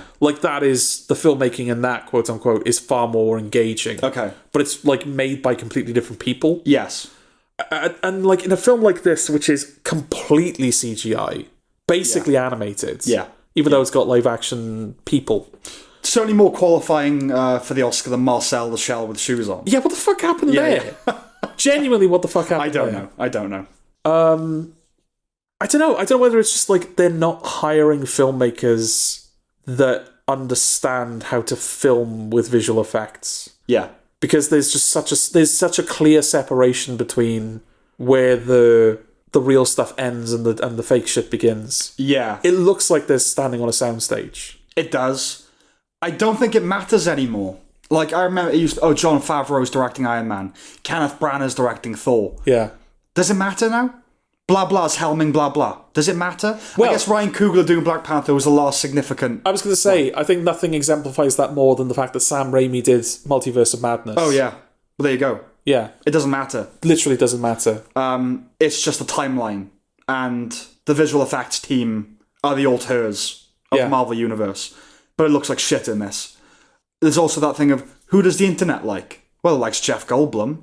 Bill Murray! Keanu Reeves is next. Keanu Reeves is showing up in a Marvel film at some point. Well, I don't know, because he's got it... Well, then again, they're stopping the John Wick thing for a while, right? I know we've got the Continental There are spin-offs. Yeah, there are spin-offs, Yeah, but yeah. I think his time as John Wick is he's taking a break from it. Yeah. So I suppose that frees up his time a little bit more, because I was going to say, he's tied up with his own shit, but I guess he won't be. He won't be. It'll be just a cameo anyway, won't it? Like it is with Bill Murray and Jeff Goldblum. Yeah, why was Bill Murray in this? Because Bill Murray. It's Bill Murray. People. Oh, Bill Murray. I didn't realise. Oh, sorry. Yes. Yeah. I mean, as has become the trend, I looked at it. Never were truer words said. I looked at it. It's perverse, right? That this supposedly profoundly accessible, mind-numbing garbage that a 2-year-old can get into, I find it easier to concentrate on reading. Right. Reading books is easier to me than watching a Marvel film. And I'm like fresh back to reading. I haven't done it in a long time. I know it doesn't demand concentration the way that a novel does. But I can't even rise to the level of consumption. I didn't consume this film. I looked at it until it wasn't there anymore. And realised no thoughts had been had the entire time. It's almost meditative, right? Almost. But I didn't drift into contemplation. We'll have to, monks should use this to clear their minds. But that's the thing, no, I didn't drift into contemplation because it's loud. So I could never really truly leave, but I was also never there. It's like a David Bowie lyric. Okay. That's what Ant-Man and the Wasp was like. Like a David Bowie lyric, but, shit. The contrarian in me, right, given the negative press that the film had, wanted to defend it. Wanted to find something to like about it. Yeah, this is interesting, isn't it? I'll let you make your point first, but there's nothing. I got nothing. Yeah. Make your point. I've only got one more thing to say. Oh, right. Okay. This seems to be the one that's broken the camel's back, right? Thor kind of... There are still people out there defending Thor. I really haven't seen it with Quantumania. No one's happy with this, as far as I can tell. I don't know. I mean, very few people are happy. Yeah, very few. They're catching up. Do you think they're catching up? Do you think? I mean, they are particularly bad. To be fair, this is the thing. We're in a phase at the moment where the superhero genre needs something. It needs to reset. There needs to be something. There needs to be some spark thrown back into this. Yeah, because whereas you could say, I was going to make a pun then and go, the Allspark, but then realise that's another MacGuffin. That's Transformers. That's from Transformers. Exactly. That's coming out this year. It's all the fucking same. We'll do that. Maybe that'll be the film that'll reinvigorate. Yeah, was it Rise of the Beast Bots or something? I just like... The robot gorilla. The fucking robot gorilla being like, Optimus, death is coming. Donkey wrong. What is it? I'm sure that we'll bring this point up when we do the review, because as you say, it's going to happen. Why is a robot gorilla funnier than a robot dinosaur? A robot dinosaur is a fucking absurd prospect. Yeah. But a robot gorilla is infinitely funnier to me. I don't know whether to actually answer, because not having an answer is funnier. Okay. It just is. Let the mystery be leftovers thing. Yeah. I think because dinosaurs are they're like aliens. It's like that we have no relationship to them. They might as well be fictional. Yeah. They're probably people who think, well, there are, aren't there? Yeah. Religious people. But who think that they're the same as dragons. They're just, Yeah. They're so lost in time.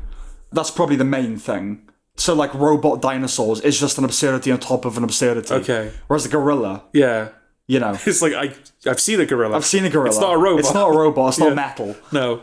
And it's a weird... why would you do that?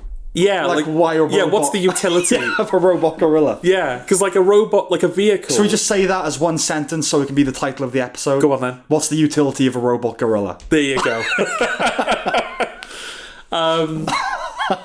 Yeah, because them turning into cars, you can contrive that. Yeah. You could be the practical reason is they can get around quicker on their home planet. And they can blend in. It's just a wonderful coincidence for them that we drive around in similar looking constructs and they can use that to blend in on our planet. Yeah. Robot gorilla, you'd notice that. Robot gorilla has no habitat. Has no natural habitat. No natural habitat. And when he transforms back into the robot, it's he still looks the same. He can probably still do the same things the robot gorilla could. Yeah, I don't get... If it's just a robot gorilla, that's one thing. The fact that that's its alter. Yeah. That's baffling. Why would you not just always be a robot gorilla? Yeah. Or whatever the robot is. Yeah. What do you gain from being a robot gorilla? We're reviewing a film that's not even out yet. I know. This is how much I don't want to talk about. And I have nothing to say about Ant-Man Quantumania. Yeah. So you could say that this is... People are finally catching up to the whole superhero fatigue. We're finally feeling it. But look at what they have to deal with at the moment. Ant-Man and the Wasp Quantumania, Shazam 2. Yeah. I was half tempted to make this a joint review. Because I genuinely think half the points that you could make about Ant-Man Quantumania. Really? You can make them about Shazam too. Okay. It's completely fucking pointless. It's like rubbish. Yeah. It's CG overload nonsense to no end because the film completely resets, narratively speaking. And whereas this is supposed to be, like, Ant-Man Quantumania is supposed to be the big kickoff to the next major phase of its cinematic universe. Yeah. Shazam is kind of happening at the tail end of its cinematic universe. And in both instances, it doesn't feel like a worthy addition to either. Right. This is definitely not how you introduce the next Thanos. No. And Shazam feels way too incidental to be basically the finale to its own universe. Okay. You know? Right. Yeah, they're incidental films. Absolutely, yeah. Yeah, like, what? No fucking point. Total waste of time. And well, like I said... the film... Quantumania literally ends with, like, the same scene it began with. Yeah. Almost to, like, nail in the fact that, like, you have wasted your fucking time. I do feel like... Because Kevin Feige's still the one guy overseeing everything, right? How is that? I know. How's that happened? I know. Obviously, he must have, like, you know, assistants, executives, right? Yeah, but he's the guy. Maybe two guys. Yeah, maybe he can do, like... Conan O'Brien playing the horror games and they're playing Slender. And he's like, who made it? Because he's so bored. He's like, who made this game? He's like, oh, no, some guy. Yeah, he should have teamed up with one other guy.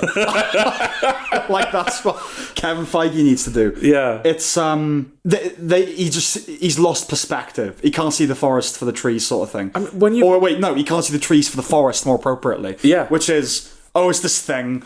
Look, we need this. I want to get to Kang, you know, the Kang Walls or whatever the fuck it's going to be. Yeah.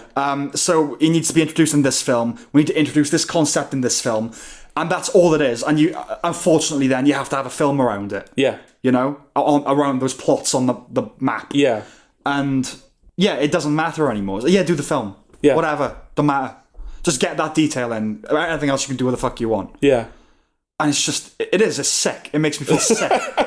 But it's reaching the point now where, they're introducing characters like Kang that are so powerful. I think I made this point in the Godzilla Kong review, maybe, or a similar point, where Godzilla and Kong are both so powerful. Yeah. Godzilla has that, like, nuclear breath thing that he's got going on. And by that point, Kong has acquired, like, the Earth axe. Yeah. Both, like, weapons, quote unquote, could instantly kill the other, and so they can't use either. It is. This is. See, that's the thing with Kang. Is it's like, well, this character is so innately powerful. Yeah. There's no one powerful enough to match him.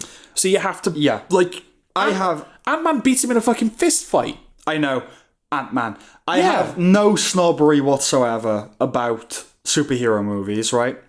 Logan's a superhero movie. Yeah. The Dark Knight is a superhero movie. Yeah. But equally, I feel it's offensive that The Dark Knight is in the same genre as Ant-Man and the Wasp, because they're just not, are they? No. You go back to, like, or even Iron Man, the earliest MCU film. Never mind Marvel film, just MCU. And I know, like, you've got the thing with Transformers. Like, why do we need human characters? Which I completely accept. But the logic is, well, we need to relate to something. Yeah. I know it's a false logic. I was going to say, the counter-argument being, just make the robots relatable. It's a false logic. Yeah. But equally, there's got to be something grounding it. And by this point in the quantum verse, what am I supposed to care about? It's so divorced. Paul Rudd. But you don't. Paul Rudd and his daughter, you care about that. Right, but you don't. No, but you should. But you should. But you see what I mean? That, like, the circumstances of that universe are so heightened. Everyone's so powerful.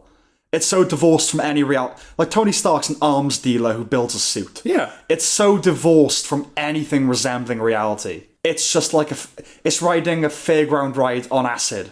Yeah. It's just, nothing's real. Yeah. None of it's real.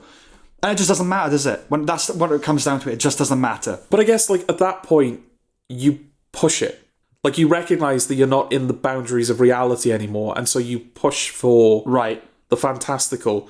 I guess, like, the example I should give here is the probability storm sequence, which I know you don't remember. No, I don't. Before I even tell you what it is. In fact, while I tell you what it is, you probably won't remember it. No, I don't remember anything. I remember Bill Murray popping up. and it being bookended with him walking along the street. Yeah. That's it. It's probably more so than the finale, it's probably the set piece of the film. Right. It's basically when Kang says, "Oh, Ant-Man, I need you to perform a heist." Because I've just remembered Ant-Man is supposed to be a heist film. Yes. So go perform a heist in the quantum verse. Sure. Where you go and quantum into the quantum thing. Small, big. Yeah. That's another point. I'll make that point in a minute. Okay. So he goes on the heist and so he has to become small in the small universe, like smaller than everything else, which is small. Right. And he has to go into the core of Kang's ship. Right. Which is exploding. And that explosion is creating a probability storm where basically every reality that could happen happens at once. Don't fall asleep. No, what? Don't wake up, Sam. We're doing a podcast. So it's like you reach a point where you can do action sequences like that, right? Something totally absurd and something that could only be depicted on film with like hundreds and thousands of Ant-Mans all happening at once. Yeah. And you meant to go, oh my god. Yeah, but even that doesn't mean anything to me. But isn't this such a fine line? Because, a probability storm could be the most fun, this is balmy batshit thing. It's a cool sounding thing, a probability storm. It's time warpy and... Yeah. But then you watch it and it's just so... it's so dull. Yeah. It can be so dull equally. And that's what it is. Yeah, and it's kind of... I don't know whether this would fall into the camp of Soda, Suspension of Disbelief Apologist. Yeah. Where, one of the Ant-Mans in the probability storm is Paul Rudd in a Baskin-Robbins uniform. Just the one. Yeah. Because, it's funny because he's in a Baskin-Robbins uniform because it's all of them. Yeah. No, you've just broken the... You've broken the rule that you established for this action sequence. And it's supposed to be but it's supposed to be a fun action sequence. No. Yes. You broke the... Yeah. What? Again, you saying this is Marvel continuing its mission to show that it doesn't give a shit. Give a little bit of a shit, please. A little bit of a shit, yeah. Because this thing doesn't work if you don't give a shit. Yeah. It takes a lot of effort to create something that feels effortless. It does. And you're not putting in the effort. Yeah. And but when I said, that Kang remembered it's a heist, supposed to be a heist movie, I get that, the contrivance of this is they've been sucked into the quantum realm, which is not something that's accessible to everyone. Mm-hmm. So this is one of those rare MCU films where it's kind of justifiable that only Ant-Man is here. Sure. But that is still an ongoing problem, because at this point, especially post-Endgame, why would the superheroes not constantly be working with each other? Yeah. And it's going to get even worse. I mean, that contrivance of, oh, fuck it, we need to get, a strong female superhero. All right, we'll do a Captain Marvel film. But why wasn't she in Infinity War? We'll think of something. Yeah. And again, it's not like... she was shopping. There were loads of planets in the universe. Yeah, I think half of all life everywhere is the most pressing concern. There's no you were resolving a trade dispute on Venus or whatever. Yeah. It's no, all of life is all of life. Yeah. You go to wherever that is, And I get that, yes, realistically, there would be instances where other heroes are not available. Yeah. But it's reaching the point now where, pretty much everything we see... People are having to make excuses as to why there's nobody else there. And the stakes are so high. In every instance, you'd put that first. Yeah, exactly. Yeah. So I would posit that the one benefit, maybe the only benefit, if indeed it is a benefit, to keeping your shared universe as separate franchises, still having the Captain America films, still having the Ant-Man films, still having the Guardians of the Galaxy films, as well as the shared Avengers films. The one benefit is that the implied genre that comes with the expectations that come with each franchise. Yes. Yeah, Captain America is going to be I want to go see Captain America because it's going to be this pseudo-political thriller. 70s conspiracy thriller. Conspiracy spy thriller. Yeah. I want to go see Ant-Man because it'll be a fun heist movie. Yeah. I want to go see Guardians of the Galaxy because it's going to be a goofy space opera. Did Ant-Man and the Wasp Quantumania feel like a fun heist movie to you, Sam? Did not. What did it feel like to you, Sam? It felt like a factory of visual effects being sick on itself. So you're saying that it felt like every other Marvel film that has come out recently? Yes, basically. Yes. They're all the same now. Yes. So why are we fucking... I'm not saying that I would like this better if all the superheroes were in it. If Doctor Strange was also down there fighting Kang. Mm. But what's the point in even keeping them separate anymore if you're not going to make the films feel like they're different? Feel distinct. Yeah, it's losing that. That's what I'm saying. It's all blurring into one. Yeah. He cannot see the trees for the forest. Yeah. He's so high up on his perch. Yeah. He just has the panoply. He doesn't see the leaves, man. That's also a good title. Yeah, he doesn't see the leaves, man. Yes. Well, he doesn't see the Yeah, all that. Yeah, the nature of the MCU plot machine, in which nothing has any consequence to it, is now replicated in the viewing experience, right? And there's something approaching critical consensus on that front now. Yeah. So, our job may be done. Watch this space. It isn't. Okay.